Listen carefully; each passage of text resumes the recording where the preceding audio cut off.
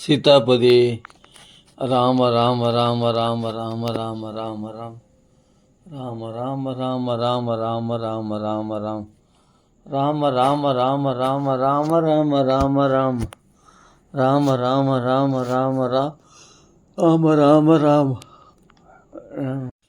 ராம ராம ராம ராம ராம ராம ராம ராம் ராம ராம ராம ராம ராம ராம ராம ராம் ராம ராம ராம ராம் ராம ராம ராம ராம ராம ராம ராம ராம்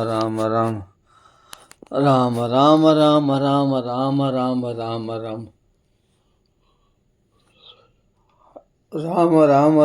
ராம ராம ராம ராம ராம் ராம ராம ராம ராம ராம ராம ராம ராம் ராம ராம ராம ராம ராம ராம ராம ராம் ராம ராம ராம ராம ராம ராம ராம ராம் ராம ராம ராம ராம ராம ராம ராம ராம் श्री राम नाम संकीर्तन की जय।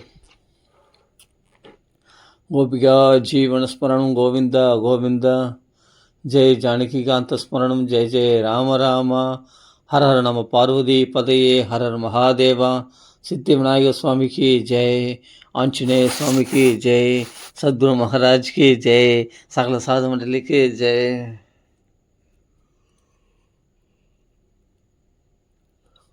प्रहलाद नारद पराशर पुंडरीक व्यास अम्बरीश शुक शौनक भीष्म दाल्प्यान रुक्मांगद अर्जुन वशिष्ठ विभीषणादीन पुण्यानिमान परम भागवतान स्मरामि। सीता लक्ष्मण भरत शत्रुघ्न हनुमत समेत श्री रामचंद्र परब्रह्मणि नमः। ஸ்ரீ அப்பதியான சீதாராமனுடைய பூர்ண அனுகிரக விசேஷத்தினால் நடந்து வரக்கூடிய சிரவண யஜ்ஞத்தில் நல்ல விஷயத்தை நிரூபிக்கிறதுக்கு எவ்வளோ போராட வேண்டியது இருக்குது இல்லையா?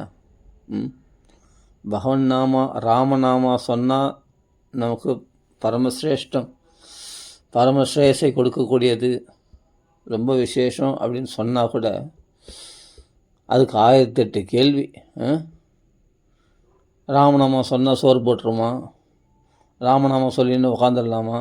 ராமநாமா சொன்னால் நோய் தீர்ந்துடுமா? ராமநாமா சொன்னால் கஷ்டம் தீர்ந்துடுமா? என்னென்ன கேள்வி கேட்குறாங்க.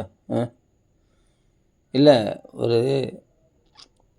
ஒரு பகவத் விஷயத்தை இவங்களை நிரூபித்து ஆகணும்னு மகான்களுக்கு தலையெழுத்து கிடையாது. ஆனால் சொல்கிறாங்க, எடுத்துக்கிட்டு அதை கடைப்பிடிச்சின்னு போனால் நிச்சயமாக நன்மைகள் நடக்கிறதுன்னு சொன்னால் அது எப்படி அது நிரூபித்து காமிக்கணுன்ற அளவுக்கு அது நிரூபித்து காமிக்கணுன்றாங்க. அப்போல்லாம் மாடை பல்லு பிடிச்சி பார்ப்பாங்க, மாட்டை பல்லு பிடிச்சி பார்த்து இது பண்ணுவாங்க இல்லையா? அதை அப்போ தான் இது பண்ணி பார்ப்பாங்க. அந்த பல்லு வச்சு தான் நல்ல மாடாக அந்த மாடினுடைய ரகத்தை அறிவாங்க. இது மாதிரி இதுன்னா அது மாதிரி விஷயமா? இதுதான் பௌதிக விஷயமா? இந்த ஆன்மீக விஷயம். இதெல்லாம் பெற வேண்டிய முறையில் தான் பெற முடியுமே தவிர பகவானுடைய அனுகிரகத்தை நீ வெறுமனே நீ சுத்தமான மனசோடு இல்லைன்னா கூட அசுத்தமான மனசோடு கூட பகவான் நாமா சொன்னால் பலன் கொடுக்கும்னு சொன்னால் அதுக்கு 1008 கேள்வி. அது நம்பிக்கை இல்லாமல் என்னென்னலாம் கேட்குறாங்க இல்லையா? ஏன் அதை நம்ப மறுக்குது மக்கள்? ஆனால் லோக விஷயத்தில் பார்த்தா என்னென்னா யாரும் சொல்லியே கொடுக்கல, இந்த ஆசைப்படு அந்த ஆசைப்படுன்னு. ஆனால் அதிலெல்லாம் சுலபமாக மனசு பாயுது. இதில் இழுத்து பிடிச்சி கொண்டு வர வேண்டியது மனசு. இந்த ராமநாமத்தில் பகவத் சிந்தனையை தவிர மற்ற எல்லா சிந்தனையும் நம்ம பண்ணுறோம். ஆனால் மகான்கள் என்ன சொன்னால், பகவான் ஒருத்தனையே தியானம் பண்ணு, இறைவனை சிந்தியுங்கள். உங்களுக்கு பிடிச்ச தெய்வம் கிருஷ்ணனோ ராமனோ இல்லை சிவன், காலையில் எழுந்த உடனே உன் இஷ்ட தெய்வத்தை தியானம் பண்ணி இன்றைய பொழுது நல்ல பொழுதாக கழிய வேண்டும் அப்படின்னு பிரார்த்தனை பண்ணு. நீ எனக்கு இவ்வளோ வசதிகளை கொடுத்துருக்கிறாயே, உனக்கு நான் கோடான நன்றி ராமா அப்படின்னு அவனுக்கு ஒரு பிரார்த்தனை பண்ணு. எனக்கு இந்த அளவுக்கு எனக்கு எல்லாமே எனக்கு நிறைய கொடுத்துருக்கிறாயே, நீ கொடுத்ததுக்கு நான் என்ன பதில் செய்ய முடியாது. அதனால் உனக்கு நன்றி தெரிவிக்கின்றேன் அப்படின்னு காலையில் எழுந்த உடனே நன்றி தெரிவித்து எனக்கு உன்னை தவிர வேறு எந்த சிந்தனையும் என் மனசில் இருக்கக்கூடாது அப்படின்னு பகவானத்தில் பிரார்த்தனை பண்ணணும். ஆனால் நம்ம சிந்தனையானது எப்படி இருக்குன்னா, பகவானை தவிர மற்றது எல்லாத்தையும் சிந்திக்கிறோம். நாம் என்ன தான் பகவானே சிந்திக்கணும், பகவானை தவிர வேறு எதுவும் சிந்திக்கக்கூடாது அப்படி தான் மகான்கள்லாம் சொல்கிறாங்க.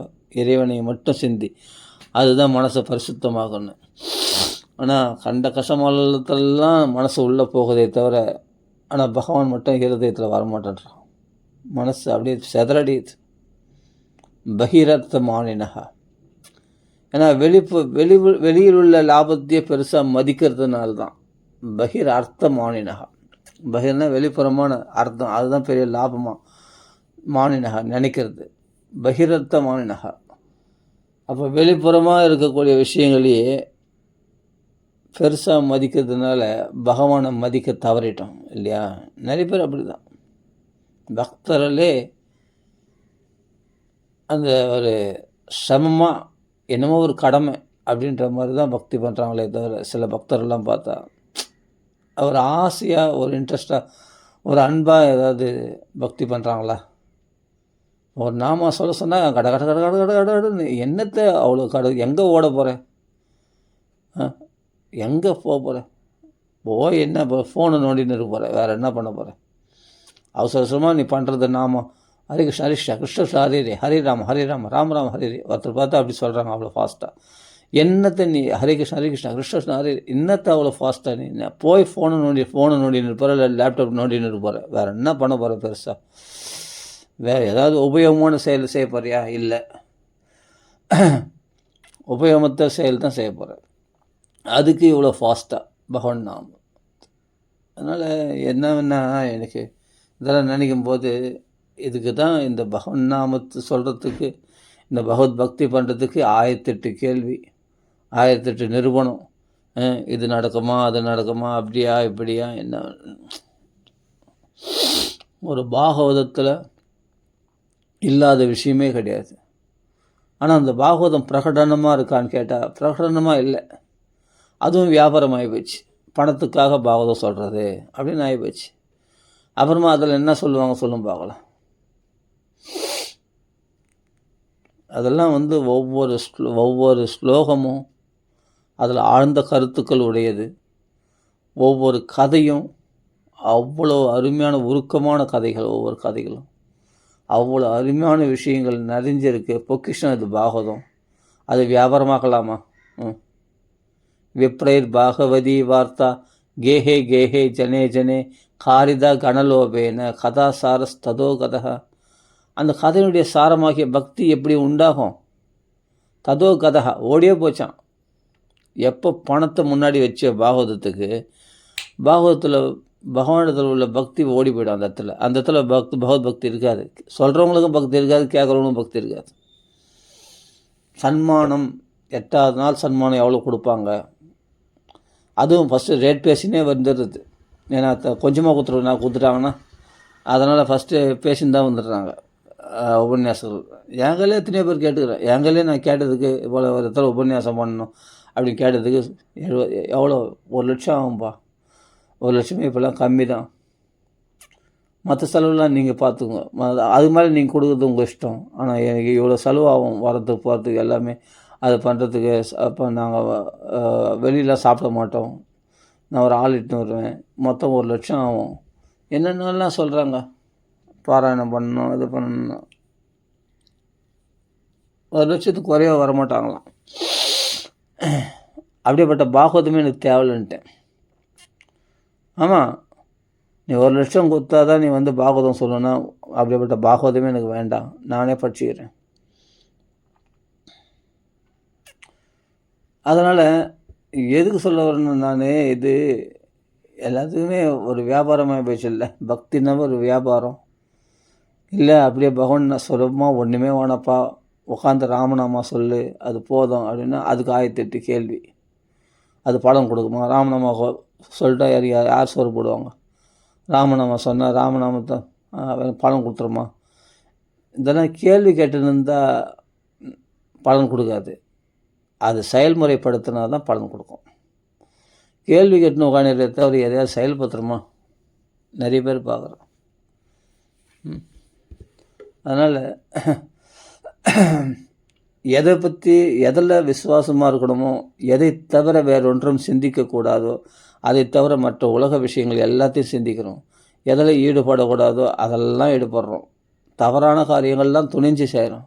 நல்ல விஷயத்தில் ரொம்ப கஷ்டப்படுறோம்.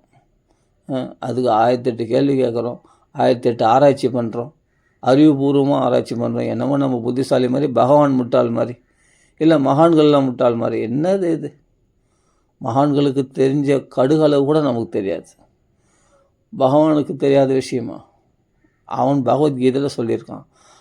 அதெல்லாம் என்னவோ முட்டாள்தனன்ற மாதிரி இவங்க சொல்கிறது தான், பேசுறது தான் புத்திசாலித்தனன்ற மாதிரி இவங்க பேசுகிறாங்க பாருங்கள். அப்படி பேசுகிறாங்க வாய்க்கையே.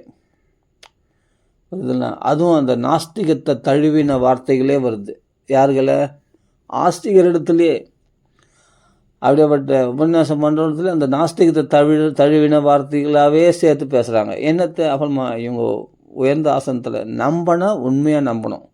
இந்த அறகுறை நம்பிக்கை கூடாது. நல்லா புரிஞ்சுக்கணும். நான் எத்தனையோ உபன்யாசம் கேட்டுறேன், அது கொஞ்சம் நாஸ்திகத்தை தழுவின மாதிரியே பேசுகிறாங்க. என்னத்தை ஏன் அப்படி பேசணும்? நீங்கள் வைதிகத்தில் இருக்கிறவங்க தானே, நீங்கள் வைஷ்ணவர்கள் தானே, சிறந்த பக்தர்கள் தானே, நெத்தியில் நீங்கள் ஏன் நாஸ்திகத்தை தழுவி பேசணும்? அவங்க ஏதாவது நாஸ்திகர்கள் பேசுகிறவங்க பேசி போகிறாங்க. நம்ம உயர்ந்த ஆசனம் வியாசாசனத்தில் உட்காந்துட்டு நாம் இப்படி வேறு மாதிரி அது பகவத் பக்தி தான் பேர் வச்சுட்டு அப்புறமா நம்ம இவங்கள பற்றி யார் நாஸ்திகத்தை தழுவுறாங்களோ அவங்கள பற்றி பெருமையாக பேசிக்கிட்டு அப்புறமா பகவத் விஷயத்தை பேசினா என்னத்த பிரயோஜனம்? அது ஒரு தெளிவான ஒரு வழி இல்லை பாருங்கள். ஒரு தெளிவான மனசு இல்லை பாருங்கள். ஒன்று இப்படி இருக்கணும், ஆஸ்திகம்னா ஆஸ்திகமாக இருக்கணும், இல்லை நாஸ்திகம்னா ஃபுல்லாக நாஸ்திகமாக இருந்தது, அது ரொம்ப பெட்டர். இதுலேயும் அதுலேயும் கொஞ்சம் பௌதிகமாகவும் பேசிட்டு அப்புறமா ஆன்மீகமாக பேசுகிறது. அதான் சொல்கிறேன்னே, ஈ கண்டத்தில் மொய்க்கும், அது தேன்லேயும் மொய்க்கும். ஆனால் தேனி இருக்குது பார்த்தியா, தேனில் மட்டும்தான் மொய்க்கும், வேறு இடத்துல மொய்க்காது. தேனியானது தேனில் மட்டும்தான் மொய்க்கும். அது மாதிரி பாகவதர்கள், உண்மையான பாகவதர்கள் பகவத் விஷயத்தில் தான் ரமிப்பாங்க தவிர உலக விஷயத்தில் ரமிக்கவே மாட்டாங்க. அவர்கள் மனசை எங்கே போனாலும் கடைசியில் பகவத் விஷயமாக தான் திரும்பிடும். அவங்களது பாகவதத்தில் பேசுனீங்கன்னா அவர்கள் பேச்சுக்கள் பார்த்தா லோக விஷயமாக தான் ஆரம்பிப்பாங்க, கடைசியில் பகவத் விஷயமாக தான் முடிப்பாங்க. ஏன்னா அவங்களுக்கு ஹிருதயத்தில் பகவான் தான் ஓடுறான். அவங்க வாசனை இப்போ கிராம்பு சாப்பிட்டவன் கிராம்பு வாசனை அடிக்கும் வாயில், இல்லையா? பெருங்காயம் சாப்பிட்டவன் பெருங்காயம் நாற்றம் அடிக்கும். அதே மாதிரி பகவத் விஷயங்களை பற்றி பேசி பகவத் விஷயங்களே தியானம் பண்ணுறவனுடைய வாக்கில் பகவத் விஷயந்தான் வெளியே வருமே தவிர வேறு அந்நிய விஷயம் வெளியே வரவே வராது. எப்போ பார்த்தாலும் பகவானை பற்றியே பேசின்னு இருப்பான். பாகவதம் ராமாயணம் பகவான் ராமர் வந்தார், கிருஷ்ணர் போனார், அதை பண்ணார், இதை பண்ணார், இதைத்தான் பேசின்னு இருப்பான். அவனுக்கு வேறு விஷயம் தெரியாது. எப்போ பார்த்தாலும் கிருஷ்ணா ராமன் இதுதான் தெரியும். நாம சங்கீர்த்தனம், பாகவத கதை, இது மட்டும்தான் பேசுவோம். ஏன்னா பேசுறதுக்கு இந்த உலகத்தில் ஒன்றுமே இல்லைப்பா, எல்லாமே பிரயோஜனமற்றது, எதுவுமே பேசத்தக்கதல்ல, எல்லாமே மாயை, எல்லாம் மாயை. அப்படின்னும் போது இதை போய் என்னத்தை பேசுறது? இது பேசுறதுக்கு என்ன இருக்குது? இல்லை, எவ்வளோ பெரிய விஷயங்கள்லாம் இருக்குது. நாடு என்ன நிலைமையில் இருக்குது, அதை பற்றி பேசலாம், இதை பற்றி பேசலாம். எவ்வளோ போர்கள் நடக்குது, இதை பற்றி இது மக்கள் என்னத்தை நல்வழிப்படுத்துறது? நல்வழிப்படுத்த 1000 தர்மசாஸ்திரங்கள் இருக்குது. அதெல்லாம் அதெல்லாம் மூட்டை கட்டி ஓரம் கட்டி இப்போ பீரோவில் தூங்குது தர்மசாஸ்திரங்கள்லாம். அதில் திருத்த முடியாது தான் நம்ம இது பண்ணி சொல்லிட்டு நம்ம திருத்த முடியும். நீங்கள் 1000 உபதேசம் பண்ணுறதுனால திருந்திட்டோம் ஜனங்க, அதெல்லாம் ஒன்றும் திருந்தாது. ஜனங்க அக்கிரமங்களை செய்து கொண்டு தான் இருக்குது. இவங்க நல்லது சொல்லிட்டு தான் இருக்கிறாங்க. சட்டங்களை போட்டு தண்டிச்சுன்னு தான் இருக்கிறாங்க. ஆனால் அது குற்றங்கள் நடந்துன்னு தான் இருக்குது ஒரு மூலையில். என்னத்தை நம்ம இது பண்ண முடியும்? ஒரே ஒரு தான், ராமான்னு சொல்லு, வேறு ஒன்றும் பண்ணாது. இப்போது பித்ரு தினம் வருது, அமாவாசை, பித்ரு தர்ப்பணம் பண்ணணும். தாய் தந்தைக்கு செய்யக்கூடிய கடமை அது ஒன்றே ஒன்று தான் வருஷத்தில். அது கூட செய்யறதுக்கு எத்தனை பேர் தவறிடுறாங்க தெரியுமா? நம்ம இந்த உடம்பை கொடுத்த அப்பா அம்மா அவங்களுக்கு செய்யக்கூடிய பித்ரு தர்ப்பணம் அது எத்தனை பேர் செய்கிறாங்க சொல்லுங்க பார்க்கலாம், வருஷம் வருஷம் கரெக்டாக. இந்த மாலை அமாவாசைன்னு சொல்லுவாங்க இல்லையா, அந்த இடத்துல பித்ரு தர்ப்பணம் கொடுக்கும். சரி, அதை விட பெஸ்ட்டு ராமராமா சொன்னால், அன்றைக்கி பூரா நாம் அகண்டமாக ராமநாமா சொன்னால் பித்ருக்கள் ரொம்ப சந்தோஷம் அடைவாங்க. நீங்கள் தர்ப்பணம் கொடுக்கறதுல கூட ஏதாவது மிஸ்டேக் ஏற்படலாம். பித்ரு தர்ப்பணம் ரொம்ப கரெக்டாக கொடுக்கணும். இப்போல்லாம் பார்த்தா சில கோயில்களில் பார்த்தா லைனாக உட்கார வச்சிடுறாங்க. உட்கார வச்சுட்டு அப்படியே தண்ணி இறக்கி வைக்கிறாங்க. அது என்னவோ சொல்கிறாங்க மந்திரம், அவன் ஆரையும் குறையமாக மந்திரம் சொல்லி அந்த ஐயர் சொல்கிற மந்திரத்தை இவன் ஆரையும் குறையமாக சொல்லி ஏதோ பண்ணிவிட்டு ஆள் தான் அது ஒரு 100 ரூபாய் 250 ரூபா அது ஒரு தட்சணை கொடுத்துட்டு அவன் பித்ரு தர்ப்பணம் பண்ணியாச்சுன்னு வந்துடுறான். இப்போ ஏதோ கோயில்கள் இப்போ அதான் நிறைய கோயில்களில் நடக்குது. அப்படியே லைனாக உட்கார வச்சு அப்படியே தர்ப்பணம் பண்ணுறாங்க வருஷம் வருஷம் பார்த்தா. அது சரியாக சொல்கிறானோ சொல்லியோ எது பண்ணுறானோ ஏதோ ஒன்று பித்ரு தர்ப்பணம் கடன், அந்த கடனை முடிச்சிட்டோமா அவள் தான் வந்துன்னே இருக்கான். இப்போ ஐயர் மந்திரம் சொல்லுவார், அந்த மந்திரத்தை சொல்லணும். அப்புறமா இது போல் எள்ளும் தண்ணி இறக்கணும், எல்லாம் கற்பூரம் ஏற்றிட்டு அதுதான் பித்ரு தர்ப்பணம் புரிஞ்சாச்சு. அது 50 100 செலவு பண்ணியாச்சு, அவள் தான் ஐயருக்கு தட்சணை கொடுத்தாச்சு, வந்துன்னே இருக்கான். சரி, அப்படியாவது பண்ணுறியே பித்ருக்களுக்கு, நம்ம அப்பா அம்மாவுக்கு, இல்லை நம்ம பாட்டி தாத்தாவுக்கு, அது மாதிரி நம்ம பித்ருக்களுக்கு செய்கிறோம் இல்லையா? இந்த வரப்போகுது பித்ரு தர்ப்பணம், பித்ரு தினம் வரப்போகுது. ஆக மொத்தம் நாம் என்னென்னா எதையுமே ஒரு ஸ்ரத்தையாக செய்கிறதில்ல. ரொம்ப ஈடுபாடோட நம்ம அப்பா அம்மா அவன் நல்லா கரையேறணும், இல்லை நம்ம பாட்டி தாத்தா அவன் கரையேறணும் அப்படின்ற ஒரு எண்ணத்தோடு செய்யறதுந்தா எப்படி செய்வோம்? மந்திரங்களை ஜாக்கிரதையாக உச்சரிப்போம். சரியான முறைகள் தான் நடக்குதா? தர்ப்பணம் சரியாக பண்ணுறோமா? அது மாதிரிலாம் பண்ணுவாங்க. அது சாப்பாடு போடுவாங்க, அது சரியான பாத்திரத்துக்கு தான் சாப்பாடு போடணும் அப்படின்னா இருக்குது நல்ல சரியான முறைகள். அது அக்கறையாக பித்ருக்கு மேலே உள்ள அக்கறையாக செய்கிறவங்க செய்வாங்க.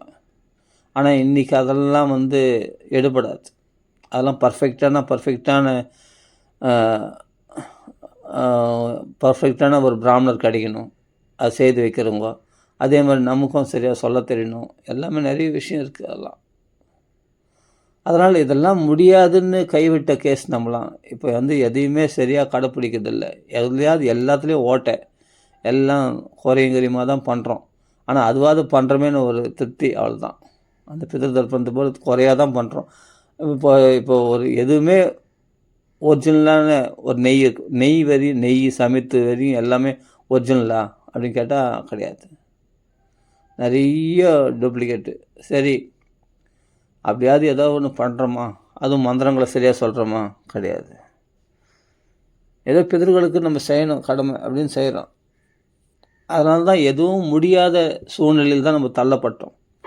ஒரு குடும்ப தர்மத்தை குடும்பத்தில் இருக்கிறவங்க கடைப்பிடிக்கிறாங்களா அப்படின்னு பார்த்தா கிடையவே கிடையாது. ஒரே வார்த்தை சொல்லப்போனால் கிடையாது. குடும்ப தர்மத்தை பர்ஃபெக்டாக கிரகஸ்தாசிரம தர்மம் அப்படின்னு இருக்குது. ஆசிரம தர்மத்தில் கிரகஸ்தாசிரமம், அது இல்லற தர்மத்தை நல்லறமாக கடைப்பிடிக்கிறோமா அப்படின்னு பார்த்தா கிடையாது. நிறைய ஓட்டல் அதில் பார்த்தா எவ்வளோ குறைகள். அப்போ எதுவுமே கடைப்பிடிக்க பிரம்மச்சாரி இன்றைக்கி பிரம்மச்சாரியாக இருக்கானா?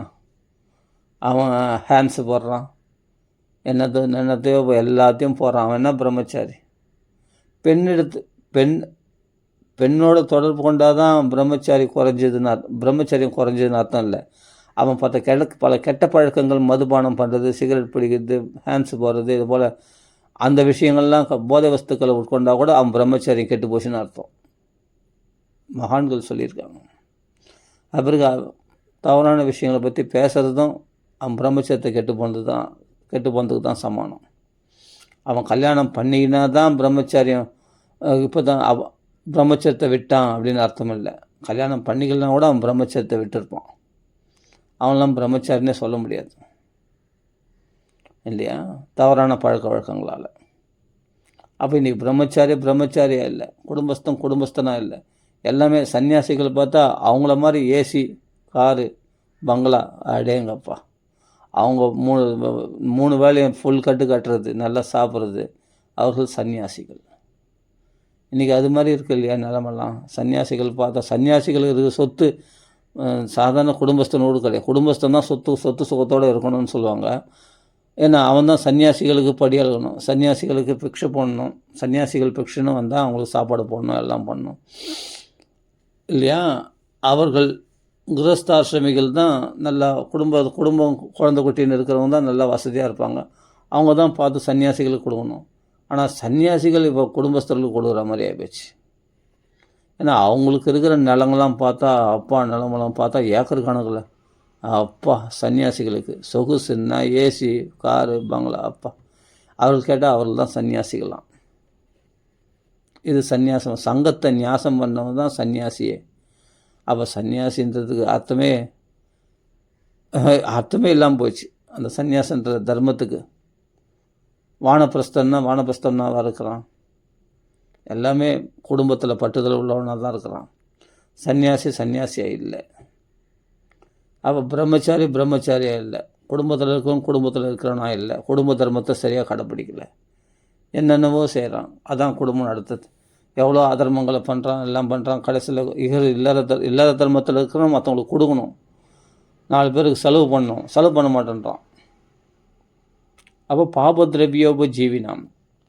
அப்போ அந்த பாப வாழ்க்கை வாழ்ந்து கொண்டிருக்கிறான். பிறருக்கு தானம் பண்ணாத ஒரு கிரகஸ்தாசிரமி அவன் பாப வாழ்க்கை தான் வாழறான்.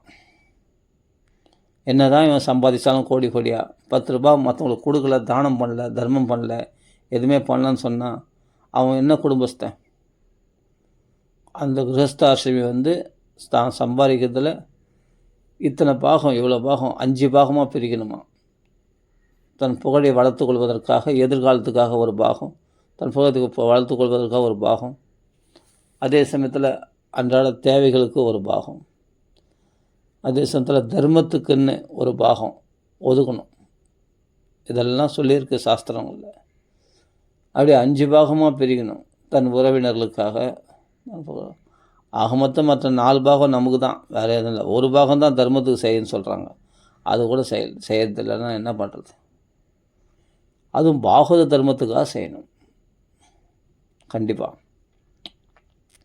அப்படி செய்தால் தான் நாம் திரவியங்கள், நம்ம சம்பாதிக்கிற பணம் சுத்தமானதாக நாம் அனுபவிக்க முடியும். இல்லைன்னா அது பாவ கலங்கப்பட்ட திரவியமாக தான் இருக்கும். அதனால் நாம் அரிசி வாங்கி சமையல் செய்து சாப்பிட்றோம்னா அதுவும் கலங்கப்பட்டதாக தான் இருக்கும். அப்போ நம்ம என்ன பண்ணணும்? அந்த அரிசி வாங்கி சமையல் செய்து தான் பண்ணணும், பகவானுக்கு நைவேத்தியம் பண்ணி சாப்பிட்ணும். எதுவுமே பிறருக்கு கொடுத்துட்டோ இல்லை பகவானுக்கு நைவேத்தியம் பண்ணிட்டோ, பிறருக்கு கொடுக்கும்போது அது அச்சுதனுக்கு பிரியமானது அப்படின்னு நினச்சி அவங்களுக்கு கொடுக்கணும். ஒருத்தனுக்கு சாப்பாடு வாங்கி கொடுக்குறோம், வெளிப்புறமாக போகிறோம், பசியோடு இருக்கான் ரோட்டில், அவனுக்கு ஹோட்டலில் போய் ஒரு 100 ரூபா கொடுத்து சாப்பாடு வாங்கி கொடுக்குறோம். 100 ரூபா தானே இன்றைக்கி, 100 ரூபாய் 110 ரூபாய் தரல சாப்பாடு. அந்த சாப்பாடு வாங்கி கொடுக்குறோம். அது என்ன பண்ணணும்? அச்சுதனுக்கு பிரியமானது, கிருஷ்ணார்ப்பணமஸ்து. அந்த ஹிருதயத்தில், அந்த ஜீவனுடைய ஹிருதயத்தில் ஒரு பூனைக்கு சாப்பாடு போட்டாலும், நாய்க்கு சாப்பாடு போட்டாலும், ஒரு மனுஷனுக்கு சாப்பாடு கொடுத்தாலும் அந்த ஜீவனுடைய ஹிருதயத்தில் இருக்கிற கிருஷ்ணன் சந்தோஷம் அடையணும் அப்படின்ட்டு கிருஷ்ணார்ப்பணம் மனசுக்குள்ளே தியானம் பண்ணி சொல்லிவிட்டு அவங்கள சாப்பாடு கொடுக்கணும். அப்போ அவங்க சாப்பிட்றது அவரில் பகவானே சாப்பிட்றாரு அந்த ரூபத்தில் அப்படி நினைக்கணும். அப்படி நாம் ஒருத்தர் பசியோடு இருக்கிறவங்க சாப்பாடு கொடுக்கும்போது அது பகவானே சாப்பிட்றதா நினச்சி நம்ம கொடுத்தோம்னா நிச்சயமாக பகவானே ஏற்றுக்கொள்கிறான். அதான் சொல்கிறேனே, நம்ம ஒரு இல்லறவாசி கண்டிப்பாக தர்மங்கள் பண்ணணும், நிறைய தான தர்மங்கள் பண்ணணும், குறைஞ்சபட்சமாவது நம்ம பண்ணணும். பண்ணால் தான் இல்லற தர்மத்தில் இருக்கிறன்றதுக்கு அர்த்தம். அதனால் இதெல்லாம் நம்மளுக்கு பலன் கொடுக்குமா? அதனால தான் தர்மத்து மேலே நம்பிக்கை இல்லாமல் போச்சு. நம்பிக்கை இருந்தால் அது பலன் கொடுக்குமா அப்படின்னு கேள்வி கேட்க மாட்டேன். தர்மம் இன்னும் செய்யணும், அதிகமாக செய்யணும். கர்ணனுக்கு தர்மம் அதிகமாக செய்யணுன்ட்டு கொடுக்க இன்னும் கொடுக்கணும்னு ஆசை அதிகமாக வருதான். துரியோதனன் கேட்குறான், கர்ணா என்னடா இவ்வளோ கொடுக்குறியே, இதெல்லாம் குறைஞ்சி உனக்கு எப்படி கொடுக்கணுன்ற அந்த இது நீ கொடுத்து பாரு, உனக்கு தெரியும். இல்லை இவ்வளோ தாராளமாக கொடுக்குறியே, எப்படி உனக்கு மனசு வருது அப்படின்னா, கொடுக்குறவங்களுக்கு தான் தெரியும் அந்த சுகம் என்னன்னு. அந்த கொடுத்து பழகப்பட்டவங்களுக்கு மேலும் மேலும் கொடுக்கணுன்ற ஆசை தான் வரும். இழுத்து பிடிக்கணும்னு நினைக்கிறவங்களுக்கு மேலும் இழுத்து பிடிக்கணும், இன்னும் 1 கோடி 10 கோடி அப்படி ஆகிறது, 10 கோடி 100 கோடி அப்படி ஆகிறது அப்படின்ற புத்தி தான் போகும். ஆனால் கொடுக்கணுன்றவங்க என்னென்னா, ஐயோ இன்னும் கொடுக்கறதுக்கு இல்லையே, பொருள் இன்னும் கொடுக்கறதுக்கு இல்லையே. அவங்க அந்த முகத்தை பாரு, எவ்வளோ சிரிப்பு, எவ்வளோ சந்தோஷம் அவங்களுக்கு கொடுத்தா. அது தானம் கொடுக்கும்போது அவங்க வாங்குறவங்களுக்கு எவ்வளோ சந்தோஷமாக இருக்குது. அந்த சந்தோஷம் தான் இவங்களுக்கு சந்தோஷமே. அப்படி கர்ணனுக்கு அப்படி ஆசையாக இருக்குமா, ஏதாவது கொடுக்கலாமா, எப்பவும் பார்த்தா ஏதாவது கொடுத்து நேரணும்னு தோணுமா. அப்படியேப்பட்ட ஒரு தான வீரன் கர்ணன். அப்படி கொடுக்குறவங்களுக்கு ஒன்று கொடுக்கணும்னு தான் தோணுமே தவிர, இழுத்து பிடிக்கிறவங்களுக்கு 10 ரூபா கூட செலவு பண்ணாமல் அது எப்படி அதையும் எப்படி சிக்கனமாக இழுத்து பிடிச்சி அது கோடியாக ஆக்கலாம் அப்படின்னு தான் பார்ப்பான். கொடுக்குறவங்களுக்கு பார்த்தா மேலும் கொடுத்துனே இருப்பான். அப்போ அவனுக்கு எங்கேருந்து வரும்னா, கொடுத்தா குறைஞ்சிடாதானே, இறைக்க கேழ்நீர் சுரக்கும் அப்படின்னு சொல்லுவாங்கள்ல, அது மாதிரி கொடுக்க இன்னும் வளருமே தவிர, நீ ஞானத்தை தானம் பண்ணால் ஞானம் வளரும், பணத்தை தானம் பண்ணால் பணம் வளரும், அன்னத்தை தானம் பண்ணால் அன்னதானம் உனக்கு மேலும் பெருகும். உன் குடும்பம் தலைமுறையே சேமமாக இருக்கும். உன்னுடைய பிதர்கள்லாம் சந்தோஷம் அடைவாங்க நீ கொடுக்குற அன்னதானத்தினால. எல்லா தானத்தை விட அன்னதானம் தான் கலியுகத்தில் சொல்லியிருக்கு. அன்னதானத்தை விட சிறந்தது எதுவுமே இல்லை. மற்ற தானங்கள்லாம் அப்புறம்தான். அன்னதானம் மட்டும் நீங்கள் பண்ணிட்டு பாருங்கள். அன்னதானத்தை உங்களால் அன்னதானம் பண்ண முடியலையா, அன்னதானம் பண்ணுறாங்க இல்லையா, அவங்களுக்கு ஒரு 100 ரூபா உன்னால் முடிஞ்சது, 100 என்ன ஆகிடு போகுது. இப்போ 100 ரூபாலாம் ஒரு பெரிய விஷயமே இல்லை. ஒரு 100 ரூபா உன்னால் உன் கையில் என்ன முடியுமோ அதை கொடு. அந்த புண்ணியம் உனக்கு வந்து சேரும். நீ எந்த தானம் கொடுத்தாலும் போதாது அன்னதானம் மட்டும் என்ன வயிறு நிரம்பிச்சு போதும்பா அப்படின்னு சொல்கிற ஒரே தானம் இது மட்டும்தான். கொடுக்கலாம் இல்லையா. அப்போ தர்மம்லாம் எங்கே, அதை கூட விளம்பரம், இவர் அன்னதானம், இவர் அப்படி இவ்வளோ ஸ்பான்சர் பண்ணார், அவர் பண்ணார், அதெல்லாம் சொல்ல வேண்டிய அவசியமே இல்லை.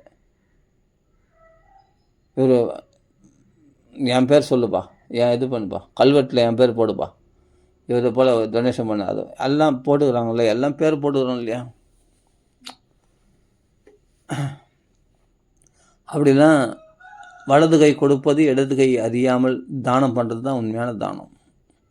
ஏன் சொல்லிக்கணும் அதை போய் நான் எதுக்கு சொல்லிக்கணும், நான் இவ்வளோ பேர் தானம் பண்ணேன், அப்போ பெருமைக்காக.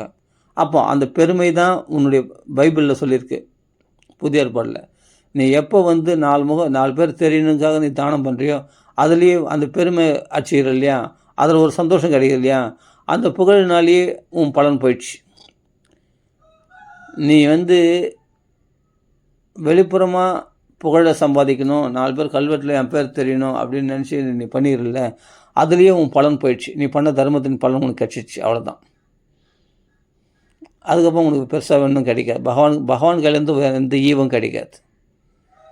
எப்போ நீ கொடுக்குறது எனக்கு சொல்ல யாரும் சொல்லாதீங்க, இந்தாங்க வச்சுங்க அப்படின்ட்டு கொடுக்குறியா, பகவான் கையிலேருந்து உனக்கு பெரிய விலை மதிப்பற்ற உயர்ந்த ஈவு உனக்கு கிடைக்கும். ஆமாம், எதுக்கு நான் சொல்லிடணும், எதுக்கு என் பேர் பேப்பரில் போடணும், என் பேர் மீடியாவில் வரணும், நான் இவ்வளோ தானம் பண்ணுறேன், சாப்பாடு திரும்பி இன்றைக்கி இவ்வளோ பேர் நான் சாப்பாடு கொடுத்தேன், இத்தனை பேர் நான் வஸ்திரம் கொடுத்தேன் அப்படின்னு சொல்லிக்கிறது என்ன பிரயோஜனம், ஃபோட்டோ பிடிச்சிக்கிறதுல என்ன பிரயோஜனம், அவள் தான் முடிஞ்சு போச்சு. அதில் தான் இப்போ புகழடைஞ்சுப்பா, அவர் நிறைய தானம் பண்ணுறாருப்பா, இன்றைக்கி நிறைய பேர் இவ்வளோ பேர் அவர் சாப்பாடு போடுறாருப்பா அப்படின்னு 4 பேர் சொல்கிறாங்க இல்லையா, அந்த புகழ்ச்சியே உனக்கு சந்தோஷத்தை கொடுக்குது இல்லையா, அவ்வளோதான், அதான் பலனே. அதுக்கு மேலே உனக்கு எந்த பலனும் கிடையாது. நீ பலன் அடைந்து தீர்ந்தாயிற்று அது.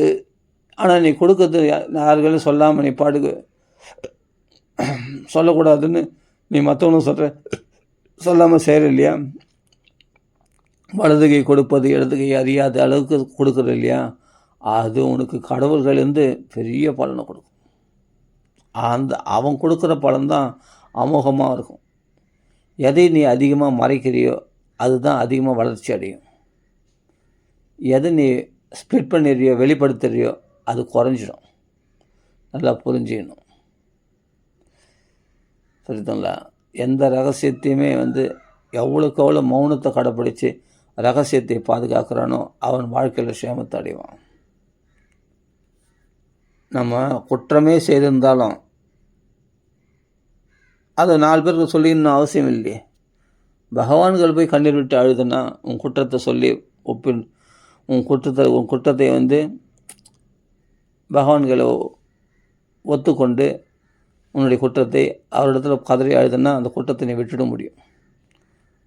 அந்த குற்றத்தை வந்து தெரிஞ்சே தெரியாமல் ஏதோ வளர்கிற வாயில் ஏதோ ஃப்ரெண்ட்ஸுகளை போய் சொல்லிட்டேன், இல்லை மனைவிகள் சொல்லிட்டேன் அப்படின்னு சொன்னால் அது உன் பேரை கெடுக்கும். உன் குற்றத்தை எங்கே சொல்லணுமோ அங்கே சொல்லணும். பகவான்களை சொல்லி நான் பண்ண தப்பு தான், என்னை மன்னிச்சிக்கோ, அப்புறமா இனிமேல் நான் அப்படி பண்ண மாட்டேன் அப்படின்னு சொல்லி அங்கே நீ அங்கே வேறு சாதாரண மனுஷனிடத்தில் சொன்னேன்னா அவ்வளோதான். உன்னை வந்து என்னென்னா பற்றியா உண்மையை ஒத்துட்டான், இவன் எவ்வளோ பெரிய குற்றவாளி, ஆனால் பொய் சொல்லாமல் உண்மையை சொன்னான் பற்றியா சபாஷ் அப்படின்ட்டு சொல்லிட்டு உன்னை மெச்சிய மாட்டாங்க. சமயத்தில் உன்னை குத்தி காட்டுவாங்க. ஏன்னா நீ வளரணும் இல்லை, நீ அன்றைக்கி உன் வீக்னஸை நீயே தான் சொன்னேன், நான் இவ்வளோ பேர் குற்றத்தை பண்ணுவேன், நான் குற்றவாளி அப்படின்ட்டு நீ தான் சொன்னேன். இன்றைக்கி அதை வச்சே உன்னை குத்தி காட்டுறாங்க. அது மனைவியோ இல்லாட்டி நண்பர்களோ யார் இடத்துல சொல்கிறியோ, எந்த உறவினத்தில் சொல்கிறியோ, கடைசியில் அது நமக்கே வில்லங்கமாக அமையும். நீ தான் நான் பொய் சொல்லக்கூடாது, உண்மையை சொல்லணுங்கிற நான் குற்றத்தை ஒத்துட்டேன், அது போய் நீங்கள் இப்படி அவமானப்படுத்துறீங்களே அப்படின்னு சொல்லிட்டு நீ வருத்தப்பட்டு பிரயோஜனம் இல்லை. அதனால் எதை சொல்லணும் எதை சொல்லக்கூடாது அப்படின்றதெல்லாம் என்னென்னா பெஸ்ட்டு என்னென்னா மௌனத்தை கடைப்பிடிக்கிறது. 4 பேர்களை உன்னுடைய அந்தரங்க விஷயத்தை வெளிப்படுத்தணும் அப்படின்னு அவசியமே இல்லை. பகவான்களை போய் தெரிவிச்சுக்கோ. அவன் யார்களையும் சொல்ல மாட்டான், அவனை அவமானப்படுத்த மாட்டான். உன்னுடைய உள்ளான மனசை புரிஞ்சுப்பான். உன் அந்த மனசாட்சி குத்துச்சு, அந்த நாள் என்ன உண்மையை ஒத்துட்டேன் அப்படின்ட்டு நீ வந்து ஒத்துக்கிந்த அந்த மனசாட்சியை பார்ப்பான் பகவான். பார்த்து அதுக்கான பலனை பகவான் கொடுப்பான். உன்னுடைய உண்மையான மனசை தான் பார்ப்பான் பகவான். மனுஷன்லாம் வெளிப்புறமான முகத்தை பார்ப்பான், பகவான் மனசை பார்ப்பான். அப்படின்னும்போது நம்ம இறைவனுடைய பக்தியில் நாம் தெளிச்சிட்டோம்னாவே நாம் எதுவும் உலகத்தில் செய்ய வேண்டிய, அதான் சொல்கிறேனே, இல்லற தர்மம் கெட்டு போச்சு, பிரம்மச்சரிய தர்மம் கெட்டு போச்சு, வானபஸ் தர்மம், சன்னியாச தர்மம் எல்லாமே கெட்டு போச்சு இந்த உலகத்தில். என்ன பண்ண முடியும்? ஒன்று ராமான்னு சொல்லு, இதை மட்டும் கெடுக்க முடியாது. நீ பகவன் நாமத்தை நம்பிக்கையோடு சொன்னாலும், 4 பேர் தம்பத்தை அடிச்சுக்கணுக்காக பகவன் நாமா சொன்னாலும் சரி, நீ உண்மையாக பகவன் நாமா சொன்னாலும் சரி, இல்லை நம்பிக்கையோடு நம்பிக்கை இல்லாமல் பகவன் நாமா சொன்னாலும் சரி, அது பலன் கொடுத்தே தீரும். இந்த ஒரு தர்மத்துக்கு தான் எந்த கண்டிஷன் எந்த நிலையில் இருந்தாலும் பலன் கொடுக்கும். மற்ற தர்மங்கள்லாம் நீ ஸ்ரத்தையாக கடைபிடிச்சா தான் பலன் கொடுக்கும். இப்போ நான் பித்ருக்காரியம் சொன்னேன், பித்ரு தர்ப்பணம், அதில் மந்திர உச்சாரணம் கரெக்டாக இருக்கணும், எல்லாமே பக்கம் வரணும். அப்போது அதில் திரவியங்கள், அதில் செலவு பண்ணுற பித்ருக்காரியத்துக்கு செலவு பண்ணுற திரவியங்கள்லாம் பரிசுத்தமாக இருக்கணும். அந்த செய்து வைக்கிற அந்த புரோகிதர் அவருக்குரிய தகுதிகளுக்கு அந்த தகுதிகள் பர்ஃபெக்டாக இருக்கணும். அவர் உச்சரிக்கிற மந்திரம் நல்லா உச்சரிக்கணும். இப்போ நம்ம திருப்பி வாங்கி சொல்கிறோமே அதை சரியாக சொல்லணும். எவ்வளோ கோளாறுகள் இருக்குது, எவ்வளோ ஓட்டைகள் இருக்குது இல்லையா? அந்த ஓட்டைகள்லாம் அடைக்கக்கூடியது என்ன? பகவன் நாம சங்கீர்த்தனம் தான், ராமான்னு சொல்கிறது தான். நீ தப்பாக செய்தியோ, பித்ருக்காரியத்தை சரியாக செய்யலையோ, இல்லை சுத்தமாக செய்யாமல் கூட விட்ட, ஆனால் அப்போ பித்ருக்கள்லாம் எப்படி திருப்தி அடைவாங்க? பித்ருக்கள் திருப்தி அடையாததால் தான் நம்ம சந்ததிகளுக்கு வந்து நோய்கள் நொடிகள், நம்ம பிள்ளைகளுக்கு, நம்ம பேரம்பேத்திக்கு இது போல் கஷ்டங்கள்லாம் வருதுன்னா பித்ருக்கள் சந்தோஷமாக பித்ருக்களுக்கு நம்ம சரியாக கடன் அடைக்காதனால தான், பித்ரு தர்ப்பணத்தை சரியாக செய்யாததுனால தான். வருஷம் தவசம் பண்ணுவாங்க, பித்ருஸ்ராத்தம் பண்ணுவாங்க இல்லையா? பித்ருஸ்ராத்தம் அதெல்லாம் சரியாக பண்ணாததுனால தான், நம்ம பித்ருக்கள் சந்தோஷம் அடையாதனால தான், அவருடைய சாபந்தான் நம்மளுடைய சந்ததிகளை வந்து பாதிக்கிறது. இது புரிஞ்சுக்கிறோம் இல்லையா? ஆனால் வந்து நாம் என்ன தான் தர்ப்பணம் பண்ணாலும் இது பண்ணாலும் அதில் தர்ப்பணம் நல்லா நான் வருஷம் தர்ப்பணம் பண்ணுறேனே, அப்போ அதில் சரியாக பண்ணலை, இல்லாட்டி நம்ம சந்ததிகள் வந்து பாதிக்கிறதுக்கு வாய்ப்பு இல்லையே. அப்போ கூட என் பிரச்சனை ஏன் வருது? பித்ருக்கள் திருப்தி அடையலைன்னா எங்கள் சந்ததிகளை பாதிக்குன்னு சொல்லுவாங்க. பித்ருக்கள் தான் திருப்திப்படுத்திட்டேன், நான் தான் வருஷம் நான் தவசம் கொடுக்குறேன், வருஷம் நான் தான் சாத்தம் பண்ணுறேனே, தர்ப்பணம் பண்ணுறேனே, அப்போ கூட எங்களுக்கு பிரச்சனை வருது. அப்போ சரியாக பண்ணலை, அவ்வளோதான். அதில் ஏதோ குறை இருக்குது. அப்போ அதுக்கு நான் என்ன பண்ணணும்? நீ ஒன்றும் பண்ண வேணாம், ராம ராமான்னு சொல்லு. ராம ராம ராம ராம ராம ராம ராம ராம் ராம ராம ராம ராம் ராம ராம ராம ராம ராம ராம ராம ராம் ராம ராம ராம ராம ராம ராம ராம ராம் ராம ராம ராம ராம ராம ராம ராம ராம் ராம ராம ராம ராம ராம ராம ராம ராம் ராம ராம ராம ராம ராம ராம ராம ராம் ராம ராம ராம ராம ராம ராம ராம ராம் அப்படின்னு ராமநாமா சொல்லு. ராமநாமா சொல்லு, அன்னதானம் பண்ணு. இது 2 தர்மத்தை மட்டும் திருடமாக பிடிச்சிக்கோ. நல்லா புரிஞ்சுங்க. ராமநாமா சொல்லுங்கள், அன்னதானம் பண்ணுங்கள். உங்களுக்கு மோட்சம் நிச்சயம். பகவானுடைய அருள் வந்து சீக்கிரமாக விரைவில் கிடைக்கிறதுக்கான ஷார்ட்கட் மெத்தட் இதுதான். ஏன்னா வேறு எதையும் கடைப்பிடிக்க முடியாது இந்த கலியுகத்தில். எல்லா தர்மங்களும் கெட்டு போச்சு. இல்லற தர்மம், பிரம்மச்சரியம், எல்லா தர்மங்களும் கெட்டு போச்சு. ஆசிரம் தர்மம், வர்ணாசிரம், பிராமண தர்மத்தை விட்டுட்டான். சத்திரிய தர்மத்தை விட்டுட்டான். வைசிய தர்மத்தை விட்டுட்டான். சூத்திர தர்மத்தை விட்டுட்டான். எல்லாமே எல்லா வர்ணாசிரம தர்மங்கள் எல்லாமே கெட்டு போச்சு. உண்மையான பிராமணத்தன்மையோடு இல்லையே. அவன் மாம்ச பக்ஷணம் பண்ணுறான், மதுபானம் பண்ணுறான், அப்புறமா என்ன பிராமணன்? அதுமாரி எவ்வளோ பிராமணர்கள் இன்றைக்கி இருக்கிறாங்க இல்லையா? அசுத்தமான ஒரு வாழ்க்கையை வாழ்ந்து கொண்டு அப்புறமா என்ன பிராமணத்தன்மை கிடையாது. பூணூல் மட்டும் தொங்குறது. ஆனால் அநியாயங்கள் நிறைய பண்ணுறான் சில பிராமணன் பார்த்தா. ஆனால் வைதிகமாக அனுஷ்டானம் பண்ணுறவங்க பண்ணுறாங்க, இல்லைன்னு சொல்ல வரல. சில பிராமணர்கள் இப்படியே இருக்காங்களே, பூணூல் போட்டிருக்கான் பார்த்தா எல்லா அதர்மம் பண்ணுறானே, அப்புறம் என்ன பிராமணன்? அதுமாதிரி சத்திரியனா இல்லையா? எல்லாமே மாறிப்போச்சு. அதனால் அதெல்லாம் நம்பி பிரயோஜனம் இல்லை. எல்லாம் கைவிட்ட கேஸ். அப்படின்னும்போது ஒன்றே ஒன்று தான் இந்த கலியுகத்தில் எடுபடும். நான் ராம ராம ராம பகவான் நாம சங்கீர்த்தனம் மட்டும்தான். இந்த நாம சொல்லு. இதனால் இதுலேயும் ஒரு இதுதான் சொல்கிறேனே, ஆரம்பத்திலே சொன்னேன். இதுக்கு கேள்வி கேட்குறேன். ராமநாமா சொன்னால் பிதர்கள்லாம் சந்தோஷம் அடைவாங்களா? ராமநாமா சொன்னால் எனக்கு எல்லா பலனும் கிடைக்குமா? இறைவனுடைய அருள் கிடைக்குமா? எனக்கு மோட்சம் கிடைக்குமா? எனக்கு பணம் கிடைக்குமா? ராமநாமா சொன்னால் எனக்கு சோறு போடுமா? இப்படி கேள்வி கேட்டுருந்தால் சோறு போடாது. சொன்னால் தான் சோறு போடும். சொன்னால் தான் பிதர்கள் திருப்தி அடைவாங்க. சொன்னால் தான் தெய்வம் சந்தோஷம் அடையும். அப்போது எல்லாமே விட்டுட்டோம். விடக்கூடாது தான். பித்ரு தர்ப்பணம் விடக்கூடாது தான். அன்னதானம் விடக்கூடாது தான். 4 பேருக்கு தான தர்மங்கள் பண்ணுறது விடக்கூடாது தான். நாம சொல்கிறது விடக்கூடாது. விட்டுட்டியே. எல்லா தர்மத்தையும் குடும்பத்தை சரியாக நடத்தலை. இல்லற தர்மத்தை செவ்வனை கடைப்பிடிக்கணும். நேர்மையாக இருக்கணும். ஆர்ஜவமாக இருக்கணும். நேர்மையாக பொய், காப்படு, சூது இதெல்லாம் இருக்கே. அப்படின்னும் போது எல்லாம் கெட்டு போச்சு. அப்படின்னும்போது நம்ம கேள்வி கேட்டுருந்தால் கிடைக்காது. அது அனுஷ்டானத்தில் கொண்டு வரும்போது தான் நமக்கு கிடைக்கும். அகண்டமாக ராமநாமா சொல்லணும். யாரையும் எதிர்பார்க்க வேணாம். யாரையும் டிபெண்ட் பண்ணியிருக்க வேணாம். நம்ம பாட்டுக்கு ராமநாமா சொல்லிகிட்டே இருக்கலாம். இதுக்கு எந்த புரோகிதனும் தேவையில்லை. இப்போ பித்ருதர்ப்பணம் பண்ணால் அதுக்கு திரவியங்கள்லாம் வாங்கி போகணும். ஒரு கற்பூரம் ஏற்றும்போது எல்லாம் வாழைப்பழம் எல்லாம் வச்சு வெத்தலை பாக்கு வச்சு ஏதோ நம்ம சிம்பிளாக பண்ணுறோம். அதுவே அது ரொம்ப விலை கம்மி தான். இது தேங்காய் உடைச்சி எல்லாமே நம்ம பண்ணுறோம் பித்ருதர்ப்பணம். அது வந்து ரொம்ப காஸ்ட் ஆகிடாது, கம்மியாக தான் ஆகும். ஏன்னா நம்ம உடலை கொடுத்த அப்பா அம்மாவுக்கு ஆயிரக்கணக்கில் எவ்வளோ எத்தனை லட்சக்கணக்கில் கூட செலவு பண்ணலாம், இல்லைன்னு சொல்ல வரல. ஆனால் நம்ம கம்மியாக தான் பண்ணுறோம். அப்படி பண்ணுறதுலேயும் பார்த்தா திருப்தி இல்லை. ஆனால் பார்த்தா யாருக்கு? பித்ருக்களுக்கு திருப்தி இல்லை. அப்போ நம்ம எதில் திருப்திப்படுத்த முடியும்னா, பகவன் நாமா சொல்லும்பொழுது நீங்கள் பித்ரு தர்ப்பணம் தப்பாக பண்ணாலும் சரி, பித்ரு தர்ப்பணத்தை விட்டாலும் சரி, பித்ரு தர்ப்பணமே பண்ணுறதில்ல விட்டாச்சு அப்படின்னா கூட பரவாயில்ல. பகவன் நாமா சொல்கிறதுனால அவர்கள் பரம சந்தோஷம் அடைவார்கள். பித்ருக்கள்லாம் எல்லா ஆச்சாரத்தையும் விட்டாச்சு, தர்மத்தையும் விட்டாச்சு, சதாச்சாரம்லாம் துராச்சாரமாக போயிடுச்சு. எப்படி ஒன்றா இருக்கட்டும் நீ. ஆனால் இது ஒன்று மட்டும் பிடி, ராமான்னு சொல்கிறத மட்டும் பிடிச்சிக்கோ. இது ஒன்று போதும், எல்லா ஓட்டைகளையும் அடைச்சிடும்.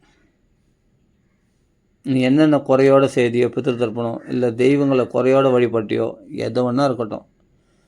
எந்த ஒரு இல்லை நான் ஒரு அன்னதானம் பண்ணேன், என் பேரை பிரகடனம் பார்த்து பழோடபத்துக்காக நான் தான தர்மங்கள் பண்ணேன், இருக்கட்டும். அதெல்லாம் கூட தேவையில்லை. நீ பகவன் நாமா சொன்னால் எல்லா தர்மங்களுடைய பலனும் உனக்கு கொடுத்துரும். அது எப்படின்னு கேள்வி கேட்டால் கிடையாது சொல்லிப்பார். அப்புறம் அது பலன் கொடுத்ததுக்கான அடையாளமாக உன் மனசில் அவ்வளோ சந்தோஷம் உண்டாகும். அந்தரங்க சந்தோஷம் உண்டாகும். அந்தரங்கமாக நமக்குள்ளே மாற்றம் ஏற்படும். அப்போது இந்த வெளிப்புறமாக இருக்கக்கூடிய இந்த கிளைகள் தான் நம்ம எப்படி இந்த சம்பிரதாய சடங்குகள் இருக்கு இல்லையா, இதுக்கு கொடுக்குற முக்கியத்துவம் கொடுத்தும் அது பர்ஃபெக்டாக செய்கிறதில்ல சடங்குகளுக்கு. ஆனால் சுலபமாக இருக்கக்கூடிய பகவான் நாமத்தை அலட்சியப்படுத்துகிறோம். அந்த சடங்குகள் தப்பாக செய்தால் கூட தப்பாக தான் செய்வோம் நாம். ஏன்னா தப்பாக பர்ஃபெக்டாக செய்ய மாட்டோம். ஒரு வழிபாடுகள் இன்றைக்கி முறையாக வழிபாடுகள் நடக்குதான்னு கேட்டால் இல்லை, எவ்வளோ மாறி போச்சு. அந்த காலம் அந்த சாஸ்திரத்தில் சொல்கிற வழிபாடுகள் வேறு மாதிரி இருக்குது, இவங்க இன்றைக்கி கடைப்பிடிக்கிற இது பார்த்தா வேறு மாதிரி இருக்குது. நிறைய சாஸ்திரங்களில் சொல்லாத விஷயங்கள்லாம் கடைப்பிடிக்கிறாங்க. அது ஒரு பக்தின்னு ஆகிட்டாங்க. அப்படிலாம் எங்கே சாஸ்திரம் சொல்லியிருப்பாங்களாம்? எங்கேயுமே சொல்லலையே. நிறைய சம்பிரதாயங்கள் இது அதெல்லாம் நம்ம சொன்னால் நம்மளை குற்றவாளியாக நினைப்பாங்க. சரி, அதனால் நம்ம சொல்கிறதில்ல. நிறைய மூட நம்பிக்கைகள், அந்த மூட நம்பிக்கைகள்லாம் உள்ளே புகுத்திட்டு அதுதான் பக்தின்னு பேரை வச்சுட்டா அது பக்தி ஆகுமா? சாஸ்திரத்தில் சம்மதிக்கலை, சாஸ்திரம் அங்கீகரிக்காத விஷயமெல்லாம் பார்த்தா இன்றைக்கி அதுதான் வழிபாடுகள். அதனால தான் அம்பாள் திருப்தி அடைவார், அதனால தான் முருகர் திருப்தி அடைவார் சூலத்தை குத்திக்கிட்டா. ஆமாம், இதெல்லாம் எங்கே சொல்லியிருக்குன்னு எனக்கு தெரியல. வேலை குத்திடணும், சூலத்தை குத்திடணும், இது பண்ணிடணும், அதெல்லாம் எங்கே சொல்லியிருக்குன்னே தெரியல. சாஸ்திரத்தில் பார்த்தா எங்கேயுமே காணும். ஸ்காந்த புராணத்துலேயும் பார்த்தா ஸ்காந்த புராணம் 80,000 ஸ்லோகம் பாருங்கள், உபன்யாசம் பண்ணுறாங்க. ஸ்காந்த புராணத்துலேயும் ஸ்காந்த புராணமும் நான் கேட்டிருக்கேன். எங்கேயும் இதுமாரி சொல்லலை. பாகவதத்துலேயும் எங்கேயும் சொல்லலை. எந்த புராணத்துலேயும் பார்த்தா இதெல்லாம் சொல்ல. நிறைய அதாவது என்னென்னா, நம்மளா ஒன்று எதாவது பண்ணிக்கிட்டு இதெல்லாம் பண்ணால் தான் தெய்வம் சந்தோஷம் அடையும் அப்படின்னு என்னென்னோ பண்ணுறாங்க. சாஸ்திரங்கள் அங்கீகரிக்காத விஷயங்கள்லாம் பண்ணுறாங்க. அதுதான் பக்தின்னு வச்சுறாங்க. ஆனால் பார்த்தா வியாசரோ வால்மீகியோ இந்த விஷயம்லாம் சொல்லலை. ஸ்காந்த புராணம் எழுதுந்தும் வியாசர் தான், சிவமகாபுராணம் எழுதுந்தும் வியாசர் தான். அங்கெல்லாம் எங்கே சொல்லியிருக்கு இதெல்லாம் ஒன்றுமே இல்லையே. இதெல்லாம் இன்றைக்கி நம்ம கடைப்பிடிக்கிற பக்தி மார்க்கங்களில் நிறைய பல விதங்களில் சொல்லியிருக்கு. பல விதமான வழிபாடுகளை கடைப்பிடிக்கிறாங்க. அந்த முறைகள்லாம், அந்த வழிபாடு முறைகள்லாம் எந்த சாஸ்திரத்தில் சொல்லிக்கிறேன்னே தெரில. அப்படியே என்னென்னா நாங்கள் பரம்பரையாக அவங்க சொன்னாங்க இவங்க சொன்னாங்க அப்படின்னு கடைப்பிடிக்கிறாங்க. ஆனால் சாஸ்திரத்துக்கு பிரமாணம் கிடையாது, சாஸ்திரத்தில் பிரமாணம் கிடையாது. சரி, அதெல்லாம் போகட்டும். இப்படி வெளிப்புறமான இந்த சம்பிரதாய சடங்குகளுக்கு முக்கியத்துவம் கொடுத்ததெல்லாம் போதும். ஏன்னா அதெல்லாம் சாஸ்திரத்தில் சம்மதம் இல்லாதையும் செய்கிறாங்க, அது சாஸ்திர சம்மதமானதும் குறையுடையதாக செய்கிறாங்க, அதுவும் சரியாக செய்யறதில்லை. சில பேர் அது கூட செய்யறதில்லை, அந்த குறையுடையது கூட செய்யலை. கொஞ்சம் குறை நிறைய இருந்தால் கூட பரவாயில்ல, ஏதோ ஓரளவுக்கு செய்தாங்களேன்றதுக்காக அது பலன் கிடைக்கும். அரைக்குறையாக செய்தால் கூட இந்த அரைக்குறையாக செய்ததுக்கான பலன் கிடைக்கும். ஆனால் அதுவும் செய்யறதில்லை, அதையும் விட்டாச்சு. அப்படின்னா என்ன பண்ணணும்? அப்படின்னா ஒரே விஷயந்தான், ராமராமான்னு சொல்லு. இது நீ செய்யா கடிப்போம். பகவன் நாமத்தை தான் ஃபுல்ஃபில் பண்ணும். பகவன் நாமத்தினால்தான் எல்லாத்தையும் சரி பண்ண முடியும். வேறு எதனாலையும் சரி கட்ட முடியாது. தர்மசாஸ்திரங்கள்லாம் மூட்டை கட்டி ஓரம் கட்டி வச்சாச்சு. தர்மசாஸ்திரங்கள்லாம் யாரும் கடைப்பிடிக்கிறதில்ல. இல்லறத்தில் கணவன் தர்மத்தை கடைப்பிடிக்கிறதில்ல, மனைவி தர்மத்தை கடைப்பிடிக்கிறதில்ல. அப்பா அம்மா பிள்ளைகள் மதிக்கிறதில்ல. எல்லாமே மாறிப்போச்சு, கதையே மாறிப்போச்சு. கிரகஸ்தாசிரம தர்மமாக இல்லை, எல்லாம் மாறிப்போச்சு. அப்படின்னும்போது ஒன்று தான், என்னென்னா கலோ நாஸ்தேவ கதிரன்யதா நாம சங்கீர்த்தனம் எஸ்ய சர்வ பாப பிரணாசனம் பிரணாமோ துக்க சமனக தம் நமாமி ஹரிம் பரம். இதை ஒன்று தான் பண்ணணும். ராமன்னு கத்து. இந்த கத்தை தெரிஞ்சால் போதும். நல்லா அப்படியே மிருதங்கம் வச்சுன்னு மேலே தாளம் போட்டு அழகாக பாடினா தான். அப்படி கிடையாது, அந்த பாடுறது கெட்டு போகணும். அவங்க கத்துற ராமநாமம். அப்புறமா இந்த மிருதங்கம் வச்சுன்னு தாளம் ஜாலரை இது பண்ணி அப்படியே அழகாக பாட்டு பாடுறதெல்லாம், எப்பா இவன் கத்தலை ரசித்து பாட முடியலையே. ரசித்து பாடுறதுக்கு ராமநாமா? ரசித்து பாடுறதுக்கு இல்லை. அவனை வேண்டி நம்மளுடைய ஆதங்கத்தை தெரிவித்து கதறணும். ராமன் அஜாமிலன் கதறின மாதிரி, அகல்யை கதறின மாதிரி நாமெல்லாம் எவ்வளோ பாவங்கள் பண்ணியிருக்கோம். அந்த பாவங்கள்லாம் போகணுன்றதுக்காக கதறணும். அதுக்காக தான் சர்வ பாப பிரணாசனம், எல்லா பாபத்தையும் போகிறதுக்காக தான் ராமநாமமே. ஆமாம், நம்ம துக்க சமனக, துக்கங்கள்லாம் சமனமாகறதுக்காக கத்துறோம். அப்போ துக்கத்துக்கு சமனமாகறதுக்கு கத்துறவன் தன் பாவத்தை போகணும்னு கத்துறவன் எப்படி கத்துவான்? ரசித்து பாடினா இருப்பான். ரசித்து பாடணுன்றது என்னென்னா, உனக்கு பிடிக்குதுன்றதுனால அப்படி பாடுற. ஆனால் எப்படியோ பகவன் நாமா சொல்கிறேன். ஆனால் அவனே ஆதங்கத்தோடு கதறணுமா, உச்சஸ்வரத்தில் வெக்கத்தை விட்டு நாமானி அனந்தஸ்ய அதஸ்ரவப்படன்னு வெக்கத்தை விட்டு கதறணுமா உச்சேஸ்வரைகி. எப்படி யமதூதர்கள் வந்தபோது அஜாமலன் கதறினானோ நாராயணான்னு அப்படி கதறணுமா. அதான் உண்மையான நாம சங்கீர்த்தனம். அதனால ஆனால் சரி, அப்படி உன்னால் கதற முடியல சாதாரணமாக, அப்போ நாம சங்கீர்த்தனமாக அங்கீகரிச்சிருக்காங்க பாடுன்னு. ஆனால் உண்மையிலேயே ஆதங்கத்தோடு கத்துறவங்களுக்கு தான் சீக்கிரமாக பகவன் நாமா கை மேலே பலன் கொடுக்கும். சரி, ஆனால் அப்படி தான் பலன் கொடுக்கணும் இல்லை, ஏனத்தானும் பகவன் நாமா சொன்னால் கூட பலன் கொடுக்கும். நெருப்பு தெரிஞ்சு தொட்டாலும் தெரியாமல் தொட்டாலும் நெருப்பு சுட தான் செய்யும் இல்லையா.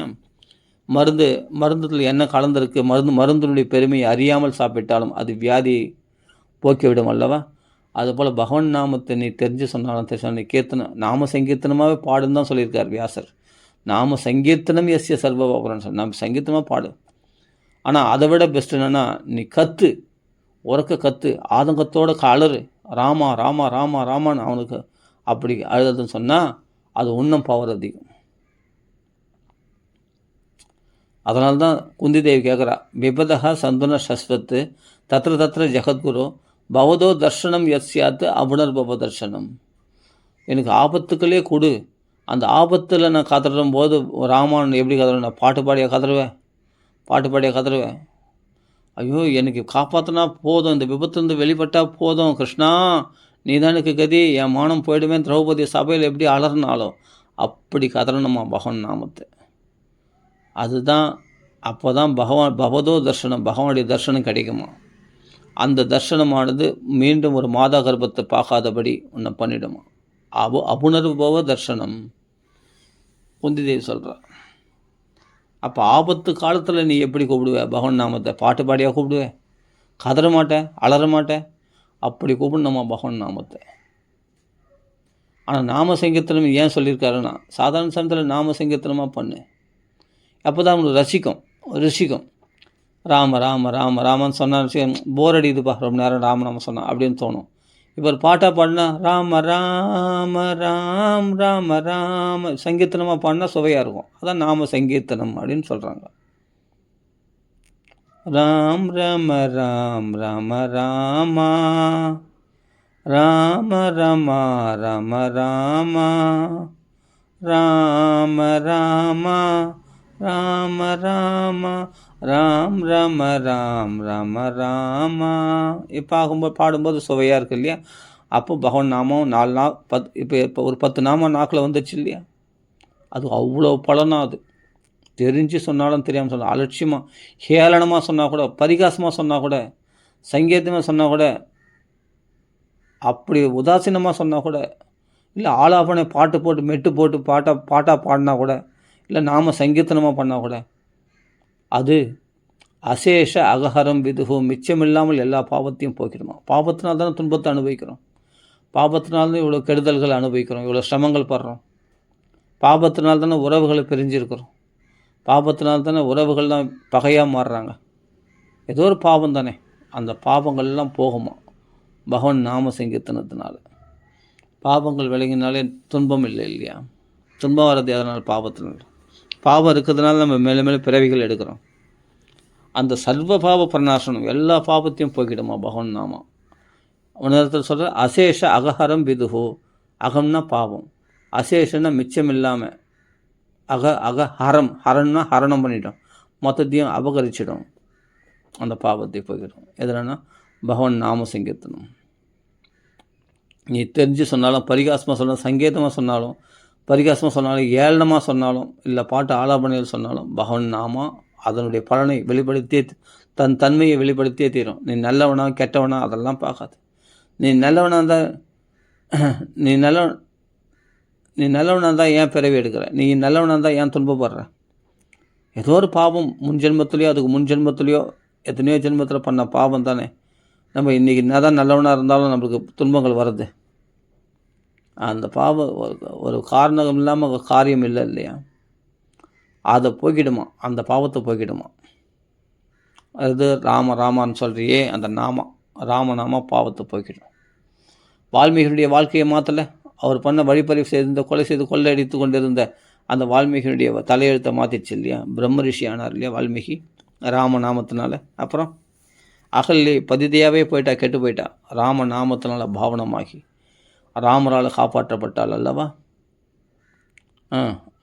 அவளும் மகாபதிவரதையாக மாறினாளே அகல்லி. அப்படிப்பட்ட ராட்சசனாகிய மாரிசன் நாமத்து கண்டே பயந்து அனவரதம் ராமநாமா சொல்லி மரத்துக்கு வில்லும் கையுமா ராமரை பார்த்தானோ யார், மாரிசன். அதனால தான் ராவணனுக்கு நல்ல உபதேசம் செய்கிறான். மாரிசனே கெட்டவன் தான், பிரம்மராட்சசன். அவனே கடைசியில் ராவணனுக்கு உபதேசம் பண்ணுற அளவுக்கு ராமநாமம் அவனை மாற்றிடுச்சு, அவன் புத்தியை, மாரிசனுடைய புத்தியை. ஆனால் ராவணன் கேட்கலை, பலவந்தப்படுத்துகிறான். அப்போது உன் கையால் சாவரத்தை ராமர் கையால் போய் மரணம் அடைஞ்சால் எனக்கு மோட்சம் கிடைக்கும் அப்படின்னு சொல்லி மானா உருவம் எடுத்து ராமர் கையால் மடிக்கின்றான். அவன் மோட்சத்தை அடைகின்றான். யார், மாரிசன் இல்லையா. அப்போது பகவானுடைய எந்த சம்பந்தமாவது நம்ம பெறணும்னா பக்தர்களுடைய சங்கம் வேணும். அவர்கள் சொல்லக்கூடிய இந்த விஷயங்களை கேட்கணும், நல்ல விஷயங்களை கேட்கணும். காது கொடுத்து கேட்டு நாம் இந்த உலகத்தில் நாம் வேறு எதையும் கடைப்பிடிக்க முடியாத சூழ்நிலையில் தான் தள்ளப்பட்டோம், பதிதர்களாகவே போயிட்டோம். அந்த பதிதர்களை பாவனமாக்கக்கூடியவன், பரிசுத்தமாக்கக்கூடியவன். பாவனம்னா பரிசுத்தமாக்கக்கூடியவன் யாருன்னா பதித்த பாவன சீதாராம். ரகுபதி ராகவ ராஜாராம், பதித்த பாவன சீதாராம். பதிதரில் பாவனமாக இந்த ராமநாமம் ஒன்று மட்டும்தான். இந்த ராமநாமத்தை விட்டால் வேறு கதி கிடையாது. ராமநாமம் சொல்வதே கலியில் கதியாம், அதையும் மறந்தால் அதோ கதியாம். இதுக்கு நாம் எவ்வளோ சிரமப்படுறோம், டைம் பார்க்குறோம் அடிக்கடி. ஒரு மணி நேரம் நாம சொல்லணும், அடிக்கடி டைம் பார்க்குறோம். 1 மணி நேரம் ஆயிடுச்சா. அப்படி கிடையாது, தொடர்ந்து சொல்லிகிட்டே இருக்கணும். வேறு யார் காப்பாற்றுவோம் நம்மளை? சக்தி உள்ள ஒருத்தனை நம்ம அண்டினால்தான் காப்பாற்றப்படுவோம். சக்தியற்றவர்களை அண்டி இருக்கிறோம், அவர்களால் ஏதாவது கிடைக்குமான்ட்டு எதிர்பார்க்குறோம். அவர்களை நாம் துன்புறுத்துகிறோம். அவர்களும் நிம்மதி கிடைக்கணும், அவர்கள் நம்மளுக்கு மரியாதை செலுத்தணும் அப்படின்ட்டு இந்த இல்லறத்தில் இருக்கிறவங்களையோ மற்றவங்களே நம்ம துன்புறுத்துக்கிறோம். அவர்களை அடிமைப்படுத்த நினைக்கிறோம். நான் தான் குடும்பத் தலைவன், எனக்கு எல்லோரும் மதிக்கணும், என் பேச்சு கேட்கணும் அப்படின்னு. அதான் சொல்கிறேன், சந்தோஷத்தை கொடுக்க சக்தியற்றவர்களிடத்தில் போய் நீ சந்தோஷத்தை எதிர்பார்க்கிறாய். சாந்தியை கொடுக்க அவர்களே சாந்தி இல்லை, அவர்களுக்கே சக்தி இல்லை. அவர்கள் இல்லாத இடத்துல போய் தேடுற இந்த சௌக்கியத்தை, சுகத்தை. அங்கே சாந்தி கிடைக்காது. அவர்கள் அடங்கி நடக்க மாட்டாங்க. ஏன்னா அவர்களே பலவீனமானவர்கள். பலவீனமான கோபத்துக்கு உட்பட்டவர்கள், காமக்ரோதங்களுக்கு உட்பட்டவர்கள், உணர்ச்சிகளுக்கு உட்பட்டவர்கள். அவரிடத்துல போய் நீ பொறுமையை எதிர்பார்க்கணும், சாந்தி எதிர்பார்க்கணும், சந்தோஷத்தை எதிர்பார்க்கணும், நடக்கவே நடக்காது. எல்லோரும் என்ன அடக்கி ஆண்டணும் அப்படின்ற எண்ணமே தப்பு. அப்போது நாம் அடங்கி போனோம், அவ்வளோதான். பகவான்களை நீ இதெல்லாம் எதிர்பார்த்தனா பகவான் கொடுப்பான் உனக்கு. எல்லா சாந்தியும் சந்தோஷம் எல்லாத்தையும் கொடுப்பான். உலகத்தில் எதிர்பார்த்தா கிடைக்காது. பகவான்களை போய் நீங்கள் அதிகாரம் பண்ணுங்கள், இல்லை ஆர்ப்பாட்டம் பண்ணுங்கள், அன்பாக பேசுங்க, எதாவது பண்ணுங்கள். நீங்கள் எந்த விதத்துலையாவது பகவத் சம்பந்தம் பெற்றாலே பகவான் உங்களை உங்களுக்கு க்ரஷ் அவுட், மனசில் கெட்ட எண்ணத்தில் வாஷ் அவுட் பண்ணிவிடுவாங்க. அதுதான் ஒரே கதி. அதனால் இதுக்கு தான் நம்ம 1008 கேள்வி கேட்குறோம், நம்ப மாட்டேன்றோம். சீக்கிரத்தில் பகவான் நாமா சொல்லணும், பகவான் நாம அவங்க அப்படி தான் கத்தின்னு இருப்பாங்க. அவங்க பஜனைக்காரே, அவங்க நாம சங்கீதம் பண்ணுறவங்க அப்படி தான் கத்தின்னு இருப்பாங்க. நம்மளுக்கு சம்மந்தமே கிடையாது. நமக்கு 1008 ஆஃபீஸ் வேலை இருக்குது, நம்மளாம் சம்பாதிக்கணும், போகணும், குடும்பத்தில் எனக்கு நிறைய பொறுப்புகள் இருக்குது அப்படின்னு சொல்லி தட்டி கழிக்க பார்க்குறோம். ஏன்னா இது ஒரு அலட்சியம். இது பஜனை பண்ணுறவங்க, இது பக்தி பண்ணுறவங்க அப்படின்னு அப்படி ஒரு ஒதுக்கப்பட்டவர்கள் போல் அப்படி பார்க்குறாங்க. பெரிய பணக்காரெலாம் பார்த்தா அவங்களாம் கூப்பிட்டா கூட வரமாட்டாங்க பஜனைக்கு, பாகவதத்துக்கு. ஏன்னா அவங்களும் நம்மளும் வேறுன்னு நினைக்கிறாங்க. கிடையாது. ஆன்மீகவாதி பௌதிகவாதி வேறு கிடையாது. பௌதிகவாதியாக இருக்கிறவன் தான் வாழ்க்கையில் கஷ்டப்பட்டு நூலாகி போய் கடைசியில் ஆன்மீகத்துக்கு வரான். வால்மீகி அப்படி தானே வந்தார். அப்புறம் எவ்வளோ பேர் மாறி இருக்காங்க. இந்த உலகத்தில் ஒன்றும் இல்லை, அப்படின்னு தெரிஞ்சுக்கிட்டு தான் இந்த சுகங்கள்லாம் ஒன்றுமே கிடையாது, இதெல்லாம் பொய்யானது அப்படின்னு தெரிஞ்சுக்கிட்டு தான் நிறைய பேர் கட்சியில் ஆன்மீகத்தை நாடி ஓடிடுறாங்க. எத்தனையோ பேர் ஏன் தியான மண்டபத்தை தேடி ஓடிடுறாங்க. பல உபன்யாசங்கள், பல மகான்கள் காலில் போய் பணத்தை எடுத்து போய் கொட்டுறதுலாம் எதனாலன்னா சாந்தியை தேடி தான், சந்தோஷத்தை தேடி தான். இல்லறத்தில் அது கிடைக்கல, நம்ம குடும்பத்தில் அது கிடைக்கலன்றதால தான் தேடி தேடி ஓடிடுறாங்க இந்த சாந்தி தேடி. ஆனால் உண்மையான சாந்தி எங்கே இருக்குது? உன்னு ஹிருதயத்திலே இருக்குது, வெளிப்புறமாக இல்லை. உன் ஹிருதயத்தில் உண்மையாக பகவானத்தில் நீ பிரார்த்தனை பண்ணால் அங்கேயே சாந்தி பகவான் கொடுத்துருவான். உன் ஹிருதயத்திலேயே வெளியில் போய் தேடாத சாந்தியை. நீ வீட்டில் உட்காந்துட்டு இருந்த இடத்துல இருந்தபடியே கீர்த்தனம் பாடிடு, ராம ராம ராம ராம ராம ராம ராம ராமான்னு சொல்லினேர். வேறு எதுவும் பேசாத. வால்மீகி புலம்புனார், ஐயோ நான் இவ்வளோ பாவம் பண்ணிட்டேனே, எதுவும் பேசாத, ராம ராமான்னு சொல்லு. சும்மா எதுவும் கண்டது வளராது. ராம ராமான்னு சொன்னார், அவள் தான், அதை மட்டும் சொல்லு, வேறு எதுவும் பேசாத. வாக்காடுக்கு தொடர்ந்து ராமநாமா சொல்லு. ராமநாமத்தினால வாக்காடிக்கிட்டார் வால்மீகி மகரிஷி. அப்போ நம்ம ராமநாமத்தினால தான் எதனா பேசணும்னு தோணுச்சுன்னா ராமராமான்னு சொல்லுங்கள். சும்மா இல்லை, நம்ம வாய் எதாவது நமந்து ஏதாவது பேசணும்னா பேசினா வம்பு வரும். அதனால் பேசாமல் இருக்கிறது நல்லது. பேசாமல் இருக்க முடியாது, அப்போ ராமராமான்னு சொல்லு. பேசாமல் இருக்க முடியல, ராமராமான்னு சொல்லு. அதுதான் உன்னை காப்பாற்றும். இதுதான் பிரயோஜனமான பேச்சு. மௌனமாகவும் இருக்கக்கூடாது, அதே சமயத்தில் வளன்னு தேவையில்லாதும் பேசக்கூடாது. இப்போ நான் பேசுகிற மாதிரி பேசக்கூடாது. இந்த சமயத்தில் உட்காந்து ராமநாமா சொன்னால் பெஸ்ட்டு. இப்போ நான் பேசுகிற நேரத்தில் உட்காந்து ராமநாமா சொன்னால் பெஸ்ட்டு. ஆனால் நான் ஏன் சொல்கிறேன்னு எனக்கே தெரில. சரி, 4 பேருக்கு ஏதோ சொல்லணும் அப்படின்னுக்காக சொல்கிறேன்.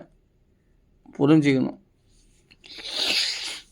எந்த தர்மத்தையும் நான் அப்படி ரொம்ப ஆக்கிரகமாக நான் கடைப்பிடிச்சிடுவேன், நான் பர்ஃபெக்டாக கடைப்பிடிப்பேன், நான் அப்படி பண்ணுவேன் இப்படி பண்ணுவேன்னு நான் முயற்சி பண்ணுறோம். ஆனால் பர்ஃபெக்டாக இல்லை, ஆனால் முயற்சி பண்ணுறோம். ஆனால் எந்த முயற்சியுமே பண்ண வேணாம், ராமராமான்னு சொல்லணும் உட்காந்துரு, உனக்கு எல்லாமே ஃபுல்ஃபில் ஆகிடும் அப்படின்னு சொன்னால் அதில் நம்ப மாட்டேன்றோம். அதுக்கு தான் 1008 கேள்வி கேட்குறான், 1008 ஆராய்ச்சி பண்ணுறோம். சிம்பிளாக இருக்குது பாரு, அதனாலே அது அலட்சியம். ராமராமான்னு சொல்கிறது சிம்பிளாக இருக்கு இல்லையா, அதனாலே அது அலட்சியம். இது உனக்கு தர்மம், அர்த்தம், காமம், மோட்சம் 4 புருஷார்த்தங்களையும் கொடுத்துரும், எல்லா புண்ணியங்களையும் கொடுத்துரும். நீ பித்ரு தர்ப்பணத்தை நீ செய்தாலும் செய்ய காட்டிப்போ. ஆனால் அந்த பித்ருக்கள் மட்டும் இல்லை, சகல தேவதைகளும் 33 கோடி தேவர்களும் திருப்தி அடைவார்கள். பித்ருக்கள்லாம் திருப்தி அடைவார்கள். கந்தர்வர்கள், யக்ஷர்கள், கிண்ணர்கள் எல்லாரும் திருப்தி அடைவாங்க. சாக்ஷாத் பகவானே சந்தோஷம் அடைவான், அந்த நாராயணனே சந்தோஷம் அடைவான் நீ ராமராமான்னு சொல்கிறதுனால அப்படின்னு சொன்னால் நம்ப மாட்டேன்றோம். ஆனால் அதான் சத்தியம். நீ நம்மனாலும் சத்தியம் தானே, பொய்யாகாது. நான் இந்த தர்மத்தையும் கடைப்பிடிப்பேன், மற்ற தர்மத்தையும் கடைப்பிடிப்பேன் அப்படின்னா இந்த தர்மத்தில் உனக்கு ஸ்ரத்தை ஏற்படாது. ஏன்னா இன்னொன்று முக்கியமாக நினைக்கிறல்ல, அப்போ இது முக்கியமாக தோணாது. ராமநாமா ஒன்று போதும் அப்படின்றது முக்கியமாக தோணாது. அதையும் வச்சுக்கிறேன், இதையும் வச்சுக்கிறேன். அப்போ நான் அதுக்கும் பாதி இடம் கொடுக்குறேன், இதுக்கும் பாதி இடம் கொடுக்குறேன். நோ மாம் ஏகம் சரணம் பிரஜ, ஏகபக்திர் விசிஷ்யதே. ஏகபக்தி தான் விசேஷமானது. இந்த ராமநாமா ஒன்று போதும், எல்லா தர்மத்தையும் இது சாப்பிட்றோம். எல்லா தர்மத்தினுடைய பலனையும் இது குத்துறோம். இந்த ராமநாமா, இந்த நாம சங்கீதம் ஒன்று போதும் அப்படின்னு நம்புறவன் தான். ஒன்றுங்க, அன்னதானம் பண்ணுங்கள், நாமா சொல்லுங்கள். யாராவது பசியோடு இருக்கணும், ஒரு படி சாப்பாடு வாங்கி போடுங்க, நிறைய நாமா சொல்லுங்கள். அவ்வளோதாங்க. நீ வேறு எதுவும் செய்ய வேண்டியது இல்லைங்க உலகத்தில். இது நீங்கள் எல்லாம் செய்து முடிச்சிட்டிங்க, அவ்வளோதான். செய்து முடித்தா என்ன பலனோ அந்த பலன் கிடச்சிடும் உனக்கு. எல்லா கடமைகளையும் செவ்வனே செய்து முடித்து விட்டீர்கள் ராமராமான்னு சொல்கிறதுனால. நீ நல்லவனோ கெட்டவனோ, மனசு கல்மஷம் உள்ளவனோ இல்லை சுத்தமான மனசு எப்படின்னா இருந்துக்கும், ராமராமான்னு சொல்லு, அது ஒன்று காப்பாற்றிடும். எதுக்கெல்லாம் ஆராய்ச்சி பண்ணணுமோ அது ஆராய்ச்சி பண்ணணும். ராமநாமத்தை போய் பல்லு பிடிச்சி பார்க்கணும். இப்போ மாட்டுக்கு பல்லு பிடிச்சி பார்க்கணும்னு சொன்னேன் இல்லையா ஆரம்பத்தில், அது மாதிரி இந்த ராமநாமத்தை தெய்வத்தை தான் பல்லு பிடிச்சி பார்க்குறாங்க. அது பலன் கொடுக்குமா கொடுக்காதுன்னு தெய்வத்துக்கே பரீட்சை வைக்கிறாங்க. இந்த பிரார்த்தனை பண்ணி பார்க்குறேன், கடவுதான் நடக்கலையோ, சரி இன்னொரு பிரார்த்தனை பண்ணி பார்க்குறேன், 10 இடத்துல பிரார்த்தனை பண்ணால் எப்படி நடக்கும்? ஒரே இடத்துல பிரார்த்தனை பண்ணால் தான் நடக்கும். தெய்வத்துக்கே பரீட்சை பண்ணால் நியாயமா? இல்லை நடக்குதா நடக்கலையான்னு பார்த்தேன், அதுக்காக தான் பிரார்த்தனை பண்ணி வச்சேன். ஒரு சங்கல்பம் போட்டு வச்சேன். இது தெய்வம் பகவானை பக்தர்களை சோதிக்கலாம், பக்தர்கள் தெய்வத்தை சோதிக்கக்கூடாது. அப்படி சோதிக்கிற மாதிரி தான் நம்ம நடந்துக்கிறோம் பல விஷயங்களை பார்த்தா. தெய்வம் காப்பாற்றுறோம், நான் என்ன வேணால் ஆதரவு பண்ணுவேன், அப்படி இருக்கக்கூடாது. அது தெய்வத்தை பரீட்சை பண்ணுற மாதிரி. அப்போது தெய்வத்துக்கு கோபம் வந்துடும். நான் எல்லா தப்பும் பண்ணிவிட்டு அப்புறம் நான் சாமி கும்பிட்றேன்னு சொன்னேன், அப்போ தெய்வத்தை பரீட்சை பண்ணுறேன்னு அர்த்தம். நிறைய பேர் அப்படி தான் பண்ணுறாங்க. எல்லா அட்டூழியெல்லாம் பண்ணுறது. அப்புறமா சாமி மொட்டை அடிச்சுட்டு நான் அதை பண்ணேன்னா, நான் தீ மிதிச்சுன்னா எனக்கு எல்லாம் சரி பண்ணிட்டோம் தெய்வம். தெய்வம் இழிச்சவாயினா? தெய்வம் பகவான் இழிச்சவாயினா? கிடையாது. நீ பண்ணாத அட்டூழியெல்லாம் பண்ணிவிட்டு அப்புறம் தெய்வத்துக்கு நம்ம வச்சனை பண்ணிட்டேன்னா, நான் பக்தியோடு வணங்கிட்டேன்னா, பட்டப்பட்டியாக திருநூறு போட்டுட்டுன்னா, அவள் தான் உடனே தெய்வம் என்னை காப்பாற்றிட்டோம். ஃபஸ்ட்டு திருந்தப்பார், அப்புறம் தெய்வத்துக்களை வா சுத்தமான மனசோட. இதி மதிர் உபகல்பிதா வித்ருஷ்ணா பகவதி சாத்பதே புங்கவே விபும்னி. இதி மதிர் இந்த புத்தியை உபகல்பிதா பகவானத்தில் அர்ப்பணம் பண்ணுறாராம் பீஷ்மர். எப்படியாப்பட்டன்னா, வித்ருஷ்ணா ஆசையற்ற மனசு சுத்தமான மனசை உன்னிடத்தில் அர்ப்பணம் பண்ணுறேன். பரிசுத்தமான மனசை தான் பகவானத்தில் அர்ப்பணம் பண்ணணும். அதுதான் பகவான் ஏற்றுப்பான். அதான் பெரிய நைவேத்தியமே பகவானுக்கு. இதி மதிர் உபகல்பிதா வித்ருஷ்ணா பகவதி சாத்வதே புங்கவே விபும்னி ஸ்வசுகம் உபகதே கொச்சித் விஹர்த்தம் பிரகிருதியும் உபேயுஷி எத்பவ பிரவாகா. தன் ஸ்வரூபத்தில் தான் ரமிக்கிறவனுக்கு உன்னால் நீ கொடுக்கக்கூடிய பழம் புஷ்பங்களால் ஆக வேண்டியது அவனுக்கு என்ன இருக்குது? ஸ்வசுகம் உபகதே, தன் ஸ்வரூபத்தில் தான் ரமிக்கின்றவன். அவனால் தான் இந்த உலகங்கள்லாம் படைத்து காத்து அழிக்கப்பட்டது. அதை ஒரு விளையாட்டாக விஹர்த்தம், அப்படிப்பட்ட விளையாட்டாக செய்யக்கூடியவன் பகவான். அவன் கொடுத்த பொருள் தான் நீ அவனுக்கு அர்ப்பணம் பண்ணுற. ஒரு புஷ்பமோ பழமோ எல்லாம் அவனால் படைக்கப்பட்டது தான். நீ ஒன்றும் புதுசாக செய்ததில்லை.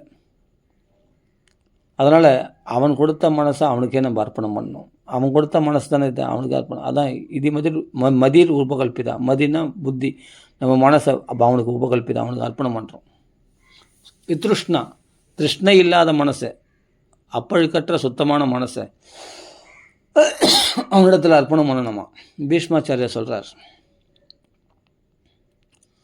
அப்படிப்பட்ட மனசில் அர்ப்பணம் பண்ண முடியுமா? நம்ம சுத்தமாக இருக்கிறோம் இல்லை, அப்போ ராமநாமா சொல்லு, அது சுத்தமாகிடும். இப்போ நீ பிரார்த்தனை பண்ணு, உன் பிரார்த்தனை நிறைவேறும். சுத்தமான மனசோட பிரார்த்தனை பண்ணால் பகவான் நிறைவேற்றுவான். அவள் சுத்தமாக தான் இல்லையே, அப்போ அழுக்கு மனசோடு உடையவனாக இருந்தாலும் நீ பகவான் நாமா சொன்னால் அழுக்கு போயிடும்.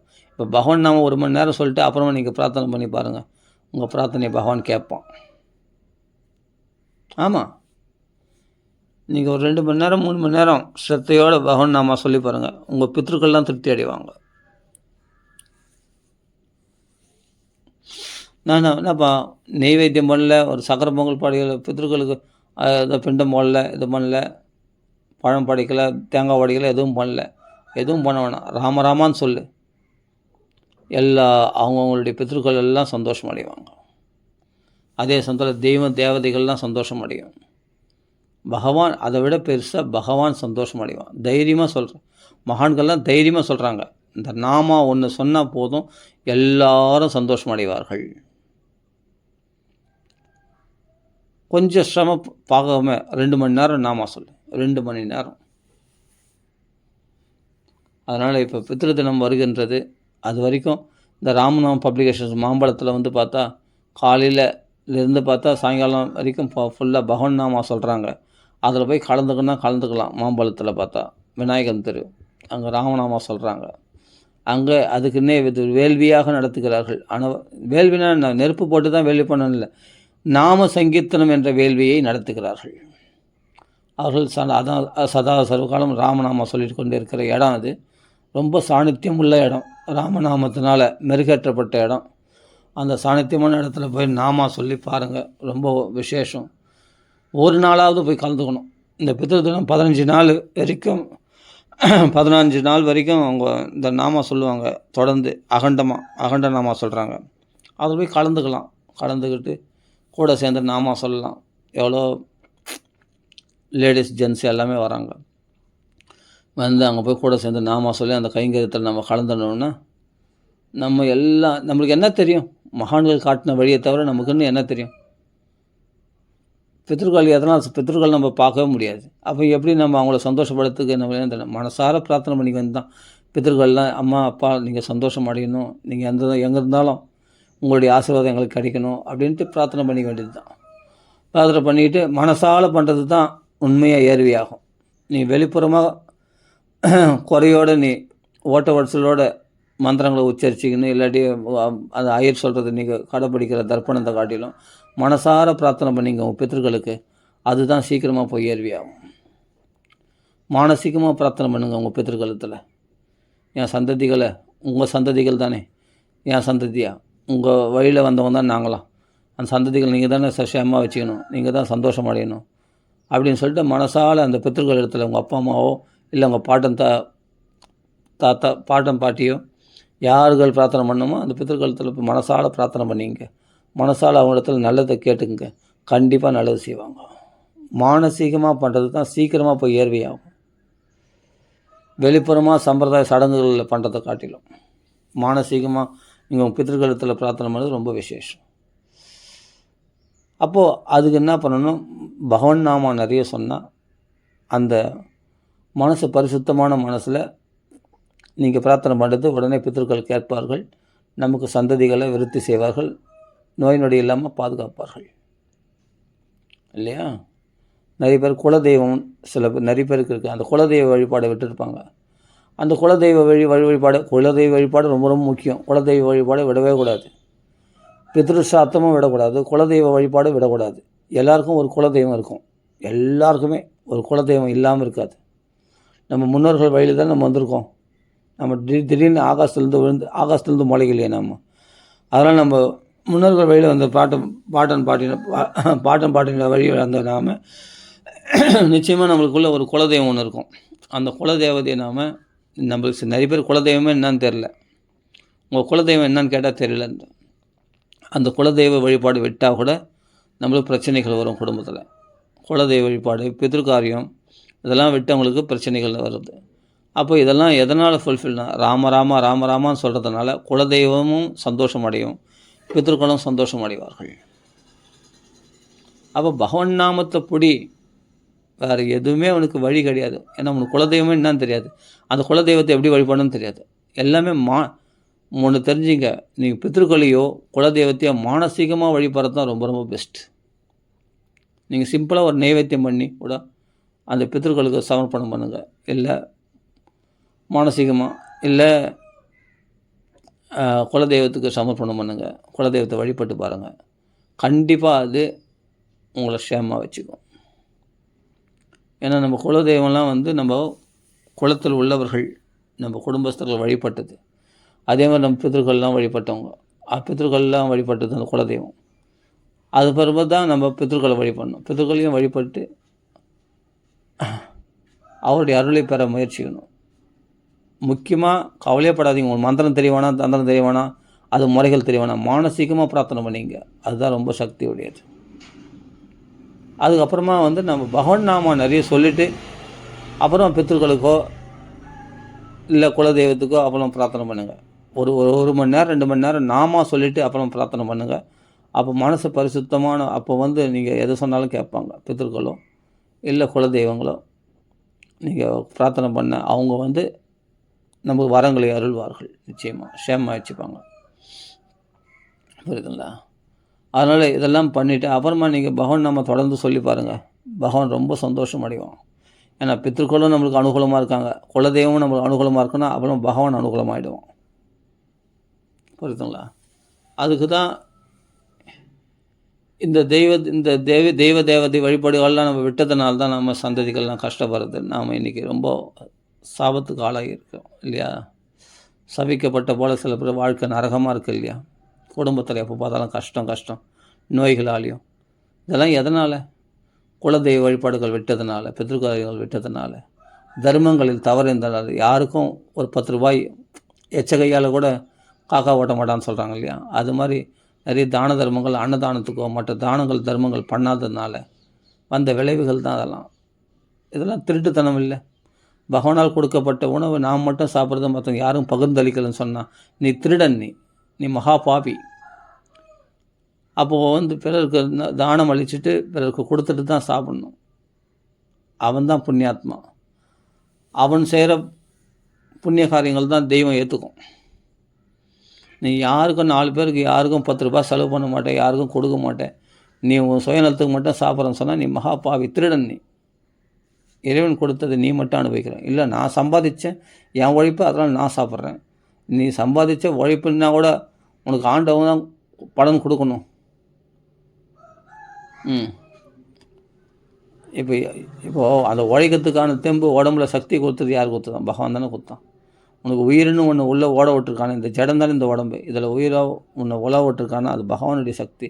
உனக்கு வேலை கிடைச்சிருக்கு, அந்த வேலையில் உனக்கு சம்பளம் கிடைச்சிருக்கு, அதுவும் நீ எதிர்பார்த்து நல்லா அதிகமான சம்பளம் கிடைச்சிருக்கு. எவ்வளவும் பகவான் ஏற்பாடு பண்ணி கொடுத்துருக்கான். அது நன்றி கடனாவது பகவானுக்கு நன்றி செலுத்த வேணாவா? காலையில் பகவானுக்கு நன்றி செலுத்தவும் மாட்டோம், பகவானை நினைக்கவே மாட்டேன்றோம். பகவான் நன்றி செலுத்தணும், பகவான் நினைக்கணும். அதனால் பல பேருக்கு நம்ம சம்பாதிச்ச பணத்தை 4 பேருக்கு தானம் பண்ணணும், நல்ல காரியத்துக்கு தானம் பண்ணணும்.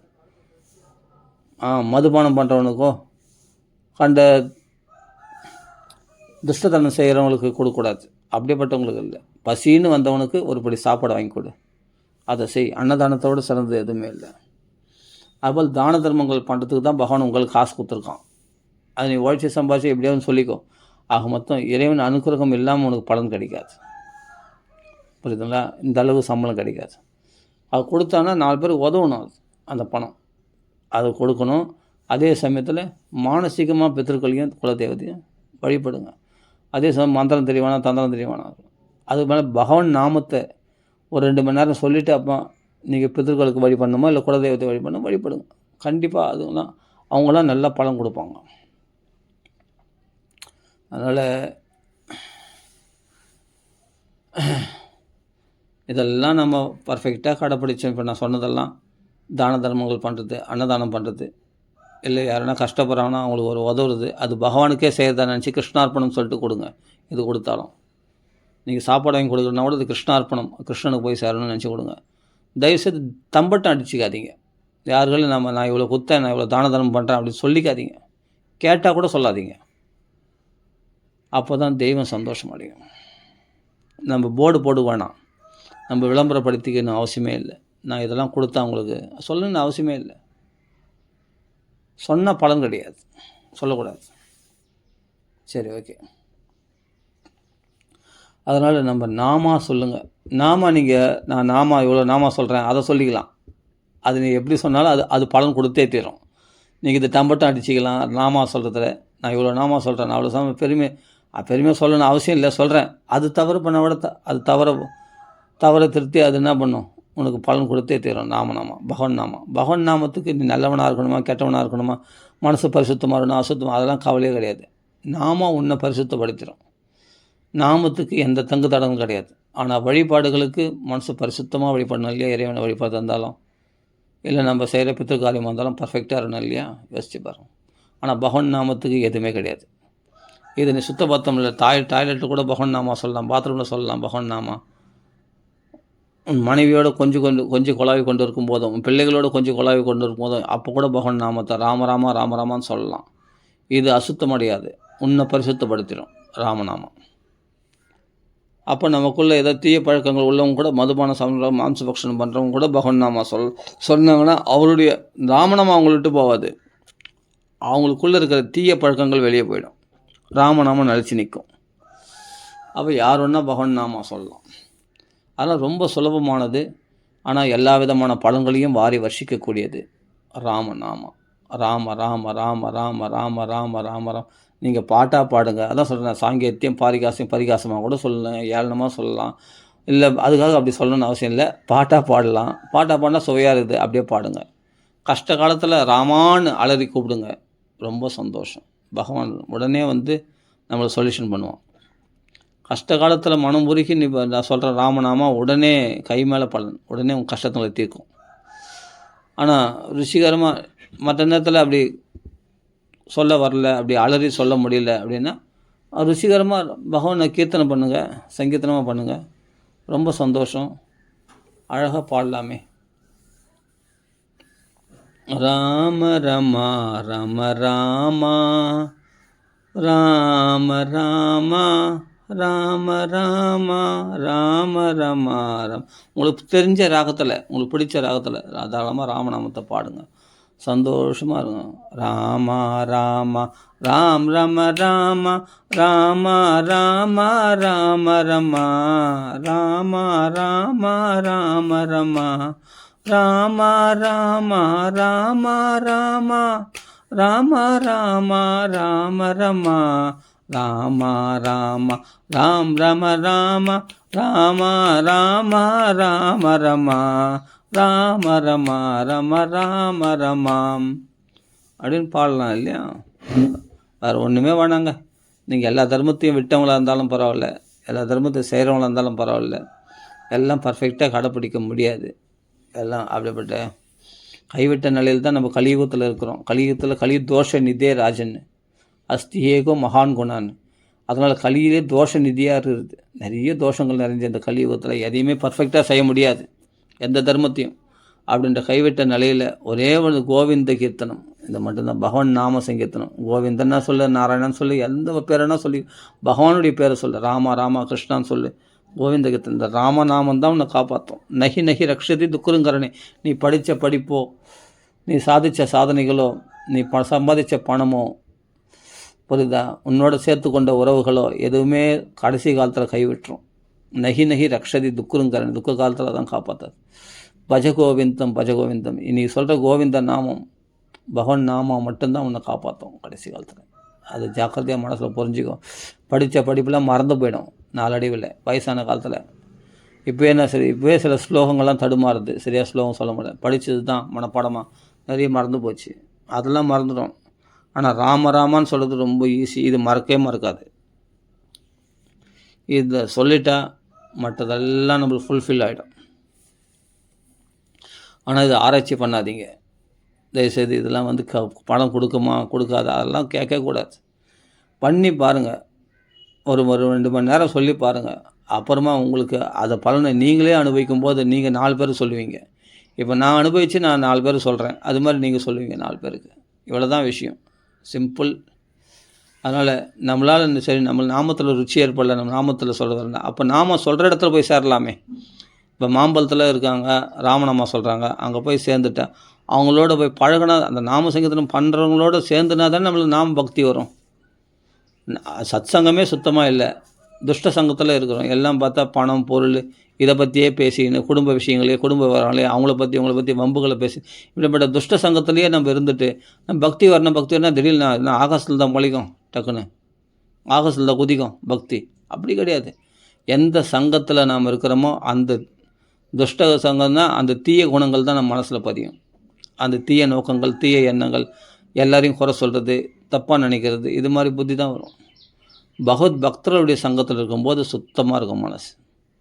பகவானை பற்றி நினைக்கிறது, பகவத் குணங்களை பற்றி பேசுகிறது, நல்ல எண்ணங்கள், நல்ல நடத்தைகள், அம்மா அவர்கள் சொல்லக்கூடிய பகவான் நாமத்தில் ஸ்ரத்தை, பகவானத்தில் பக்தி, இதெல்லாம் ஆட்டோமேட்டிக்காக நமக்குள்ளே பெருகும். மனசு பரிசுத்தமாகிறத நீங்கள் உணரலாம்.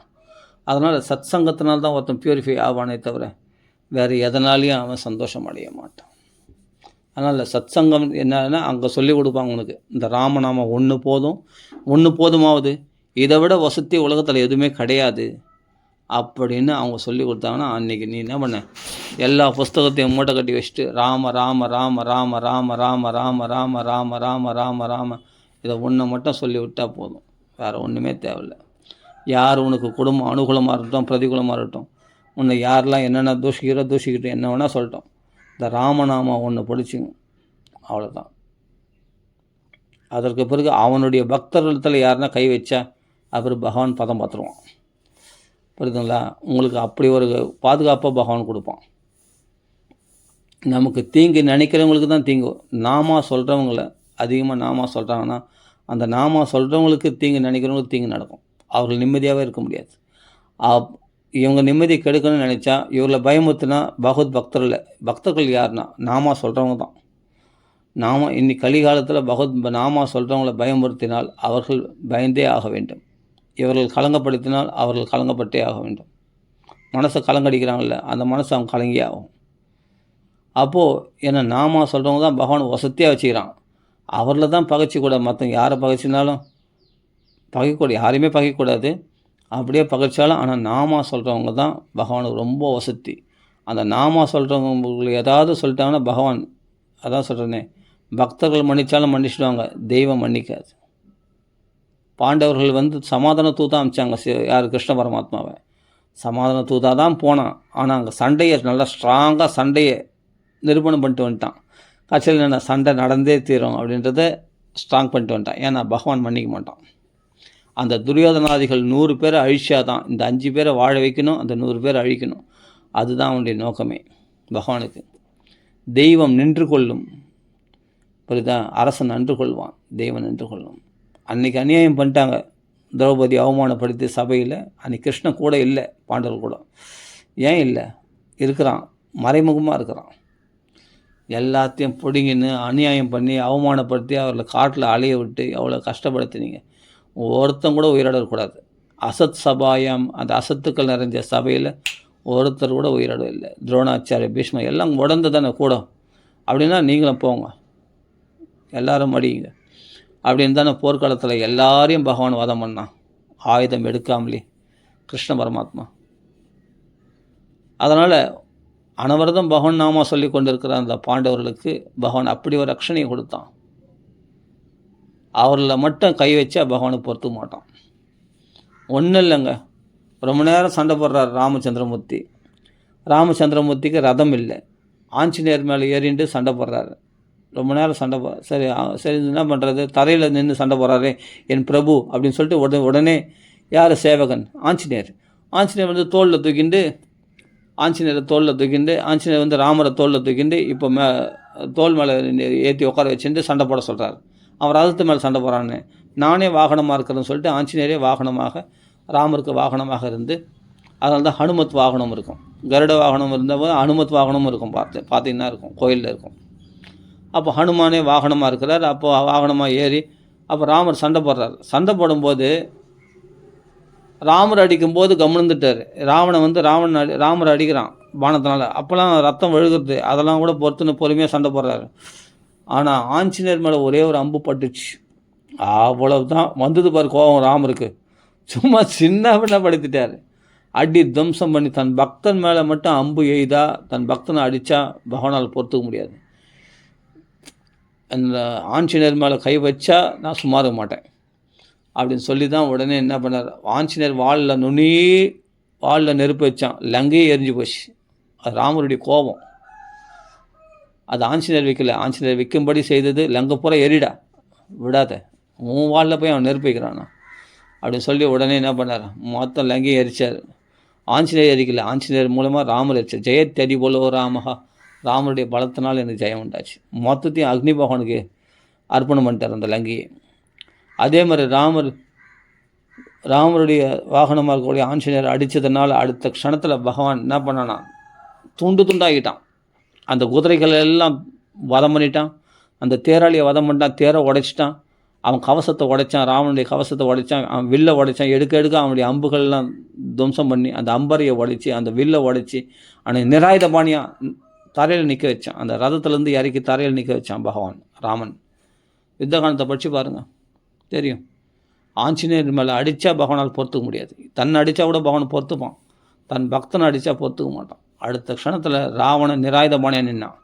நிராயுதபாணியாக நின்னோடனே இன்று போய் நாளை வா, ஓடிப்போ ராஸ்கல், யார்கள் வந்து பார்த்த நினச்சா ஒரு க்ஷணத்தில் ராமர் அழிச்சிட முடியும் ராவணனை. கொஞ்ச நேரம் விளையாடுறாரு சண்டையில், போரில். அப்படி சண்டை போடும்போது பார்த்தா ஒரு க்ஷணத்தில் இப்போ பார்த்தா கவசத்தை உடைச்சிட்டாரு, ரதத்தை உடைச்சிட்டாரு, குதிரைகளை வதம் பண்ணிட்டாரு, அந்த சாரதியை வதம் பண்ணிட்டாரு, எல்லாத்தையும் நிராயுதபாணியை நிற்க வச்சு நடந்தே போ வீட்டுக்கு அப்படின்னு அனுப்பிச்சார் ராமச்சந்திரமூர்த்தி. ஏன்னா ஆஞ்சநேயர் மேலே ஒரு பானம் பட்டால் பகவான் கண்ணில் ரத்தம் வரும் ராமருக்கு. அப்படி ராமநாமா சொல்கிறவங்களுக்கு பகவான் அப்படி காப்பாற்றலாம். ராமநாமா சொல்கிறவங்கள நீ பகைச்சிட்ட அப்புறம் நீ பகவானுக்கு நீ எதிரி தான். நீ என்ன தான் வழிபாடு பண்ணாலும் அவர் பகவான் அதை ஏற்றுக்கவே மாட்டான். அப்புறம் உன் மனசே உனக்கு நிம்மதி கொடுக்காது. அப்போ மற்றவங்களால் உனக்கு எப்படி நிம்மதி கிடைக்கும்? ராமநாமத்தை சொல்கிறவங்கள பகைச்சிக்கிட்டு உன் மனசே உனக்கு நிம்மதி கொடுக்காதே, அப்புறம் மற்றவங்களால் உனக்கு எப்படி நிம்மதி கிடைக்கும்? உலகத்தார் யாரும் அனுகூலமாக இருக்க மாட்டாங்க. அவங்களுக்கு எல்லாமே எனக்கு போகிற இடம்லாம் தோல்வியாக தான் அமையும், கஷ்டங்கள் தான் வரும். ஏன்னா ஒரு பாகவத அபச்சாரம் ரொம்ப கொடியது. அதனால் பாகவத அபச்சாரம் பண்ண ராவணனுக்கு அப்படி துவம்சம் பண்ணி நிராயுதமான நிற்க வச்சு தனியாக தனிமரமாக்கினார் அவனை. இந்திரஜித்து போயிட்டான், கும்பகர்ணன் போயிட்டான், எல்லாரும் போயிட்டாங்க, தனிமரமாக நிற்கிறான். அதனால் அப்படிப்பட்ட ராமன், அதனால் அவன் நாமத்தை சொல்கிறது தான் அனைவரும். ரோம் ரோம் கி ராம் ராம். ஆஞ்சநேயர் உடம்புல உள்ள ரோமத்துக்குள்ளே ராமநாமம் இருக்குதான், ராமநாமம் புதைஞ்சிருக்குதான். அப்படியேப்பட்ட ஆஞ்சநேய சுவாமி. அதனால தான் சொல்கிறேன், ராமநாமம் சொல்கிற இடத்துல ஆஞ்சநேயர் பிரத்யட்சமாக இருக்கிறார். எத்த ரகுநாத கீர்த்தனம் தத்திர கிருதமஸ்த அஞ்சலி. இவர் எவ்வளோ பெரியவர், பெரியவர்கள்லாம் பெரியவர். யார்? சிவபெருமானே ஆஞ்சநேயராக வந்திருக்கார்.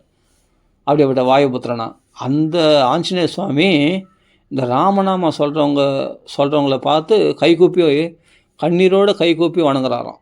கண்ணீர் அஞ்சலியோடு கைகூப்பி கண்ணீரோடு அஞ்சலினா கைகூப்பி வணங்குறாராம். யார்? அந்த ராமநாமம் சொல்கிறவங்கள இவர் வணங்குறாராம். யார்? ஆஞ்சநேயரை வணங்குற பாக்கியம் நம்மளுக்கு கிடைக்குமா? நம்மள ஏங்கின்னு இருக்கோம். ஆனால் ஆஞ்சநேயர் அப்படி ராமநாமம் சொல்கிறவங்கள போய் வணங்குறாராம். அப்போ எவ்வளோ தன்னை எவ்வளோ தாழ்த்திக்கிறார் பாருங்கள். எப்படியாப்பட்ட பரம பாகவதர் பாருங்கள் ஆஞ்சநேய சுவாமி. அதனால தான் ராமருக்கு அவர் மேலே ஒரு கை வச்சா ராமர் கண்ணில் ரத்தம் வந்துடும், தாங்க முடியாது அவரால். உடனே அடித்து துவம்சம் பண்ணிவிடுவார் அவனை. ராமன் அப்படி பிச்சை எடுத்துட்டார். ஆஞ்சநேயர் மேலே ஒரு கை, ஆஞ்சநேயர் மேலே மட்டும் ஒரு காயம் படக்கூடாது, அது பொறுத்துக்க முடியாது ராமரால். இந்த யுத்த காண்டத்தில் வருது. அந்த இடம்லாம் படிக்கும்போது மனசே அப்படி கலங்கிட்டோம். அப்படிப்பட்ட அருமையான கட்டங்கள் அதெல்லாம். ஆஞ்சநேய மதிப்பாடலானனம் காஞ்சனாத்ரி கமனீய விக்கிரகம் பாரிஜாத தருமூல வாசினம் பாவயாமி பவமானநந்தனம் எத்திர ரகுநாத கீர்த்தனம் பாவயாமி பவமானநந்தனம் எத்திர ரகுநாத கீர்த்தனம் தத்திர கிருதமஸ்த ஹஞ்சலிம். எந்த இடத்துலாம் ரகுநாத கீர்த்தனம் ராமநாம கீர்த்தனம் நடக்குதோ அந்த இடத்துல கைகூப்பி கொண்டு இருக்கிறார் ஆஞ்சநேய சுவாமி. பாஷ்பவாரி பரிபூர்ணலோச்சனம் மாருதிம் நமத ராட்சசாந்தகம். ராட்சர்களுக்கு அந்தகன் யமனா நிற்பாரான்.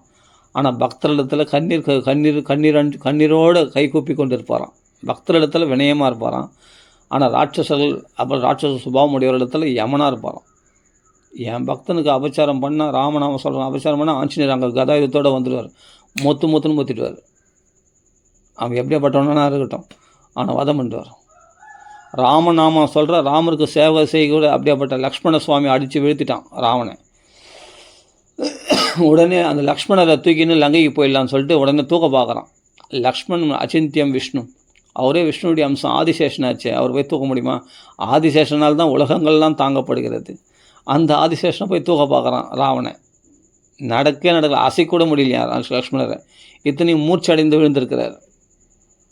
தன்னுடைய ஆயுதத்தினால் அடித்து, சக்தி ஆயுதமோ ஏதோ ஒரு ஆயுதத்தின் சக்தின்ற ஒரு ஆயுதம், அந்த ஆயுதத்தில் அடித்து அவர் மூர்ச்சி அடைந்து விழுந்துட்டார், மயக்கம் அடித்து விழுந்துட்டார் லக்ஷ்மண சுவாமி.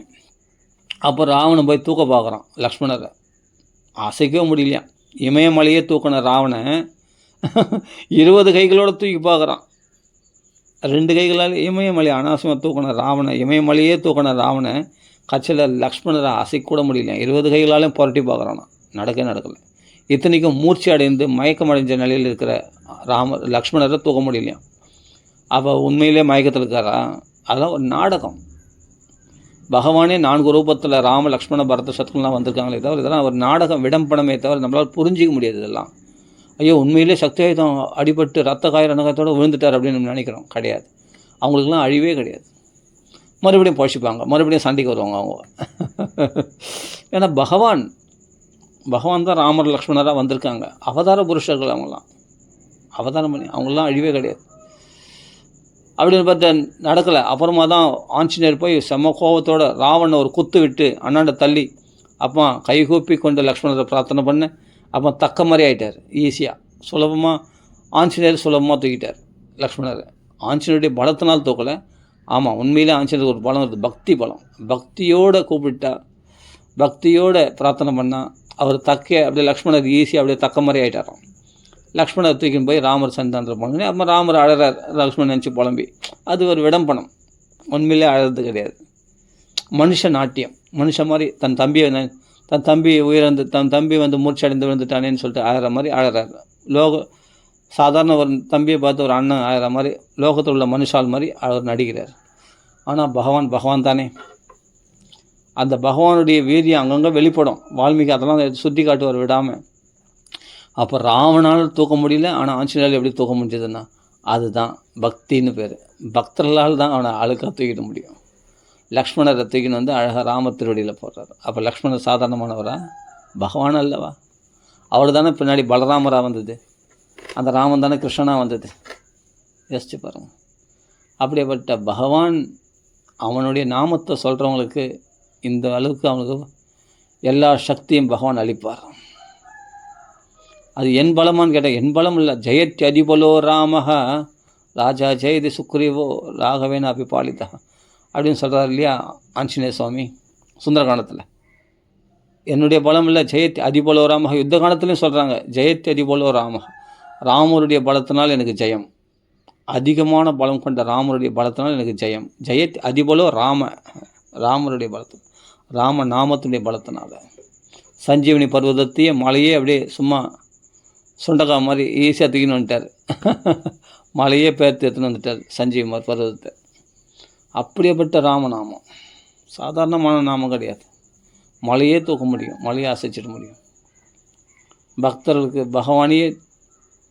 பகவானுக்கு கைங்கறி பண்ணக்கூடிய பாக்கியம் அவங்களுக்கு கிடைக்கும். ஆனால் பகவான் நாமத்தை விட வசதி உலகத்தில் எதுவுமே கிடையாது. எல்லா மகாத்மாக்களும் தீர்மானமாக சேஷி அண்ணாலேருந்து எல்லாரும் பார்த்து தீர்மானமாக சொல்லியிருக்காங்க, இந்த நாமத்தை அப்படி.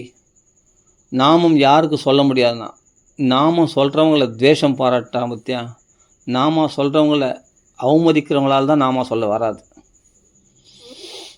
வேறு ஒன்றும் இல்லை. இல்லை நாமத்தில் அலட்சிய புத்தி உண்டாயிடும். ராமராமன்னு சொன்னால் குத்துருமா பாப்பா, நானும் எவ்வளோ சொல்லி பார்த்துறேன் கிடைக்கல அப்படின்னு என்றைக்கோ ஒரு நாள் சொல்லியிருப்பான், பலன் கிடைக்கலன்னு அதுதான் விட்டுருவான். அப்படி கிடையாது. ராமநாமம் ஒவ்வொரு நாமத்துக்கும் பலன் உண்டு. ஒவ்வொரு நாமத்துக்கும் பகவான் கடன்பட்டவன், அது பலன் கொடுத்தே தீரணும். அந்த பகவான் வசப்பட்டுவான் அந்த நாமத்துக்கு. நீ தெரிஞ்சு சொன்னியோ தெரியாமல் சொன்னியோ, என் நாமத்தை சொல்லிட்டேன் உடனே. எனக்கு ஒவ்வொரு சமயத்தில் மந்த நிலையில் இருக்கும்போது ராமன் கர்ஜிச்சுன்னா உடனே எங்கேருந்து தான் சுறுசுறுப்பு வருமோ தெரில, அந்த மந்தெல்லாம் ஓடிவிடும், எல்லா சோம்பேத்தனமும் ஓடிவிடும். உடனே மனசு ஃப்ரெஷ் ஆகிடும், உடனே உடம்பு சுறுசுறுப்பு வந்துடும், எல்லாமே வந்துடும். அது நாமத்தினால கிடைக்கிறது. ராமான்னு 2 அக்ஷரம் தானே. ஆமாம், சொல்லிப்பார். அந்த 2 அக்ஷரம் நீ சொல்லிப்பார், அது எப்படியாப்பட்ட ஒரு மாற்றத்தை உண்டாகுதுன்னு. அதனால் பித்ரு தினம் வருகிறது. நீங்கள் பித்ரு தர்ப்பணம் பண்ணலனாலும் ராமநாமத்தை சொல்கிறதுனால பிதர்கள்லாம் சந்தோஷம் அடைவார்கள்.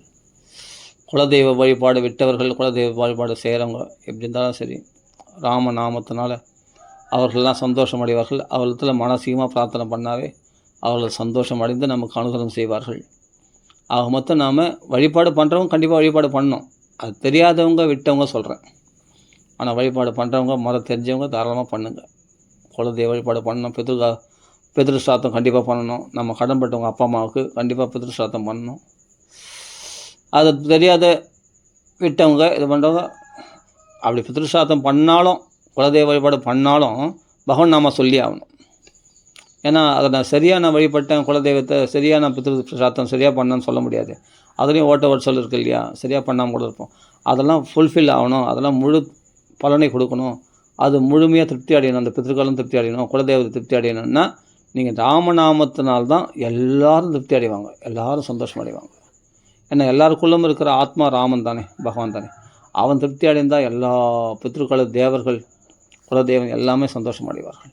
அதனால் அனைவரும் பகவான் நாம சொன்னாவே போதுமானது. நீங்கள் எதை செய்தாலும் எதை விட்டாலும் இந்த ராமநாமம் ஃபுல்ஃபில் பண்ணிடும், அந்த ராமநாமம் முழுமைப்படுத்திடும். நான் சொல்ல, போதேந்திரர் சொல்கிறார், இந்த மாம்பழம் பெரியவா ராமநாமத்தில் இருக்கும் மாம்பழம் பெரியவா சொல்கிறார். ஆதிசங்கரர் சொல்லியிருக்கார். ஆதியிலே ஆதிசங்கரர் சொல்லியிருக்கார். எல்லாரும் சொல்லியிருக்காங்க. இதனால தான் எல்லாரும் திருப்தி அடைவாங்க, ராமநாமத்தினால்தான் அப்படின்னு சொல்லியிருக்காங்க. நாம் அதை மட்டும் சொன்னால் போதுமானது. தொடர்ந்து நாம சொல்லுவோம்.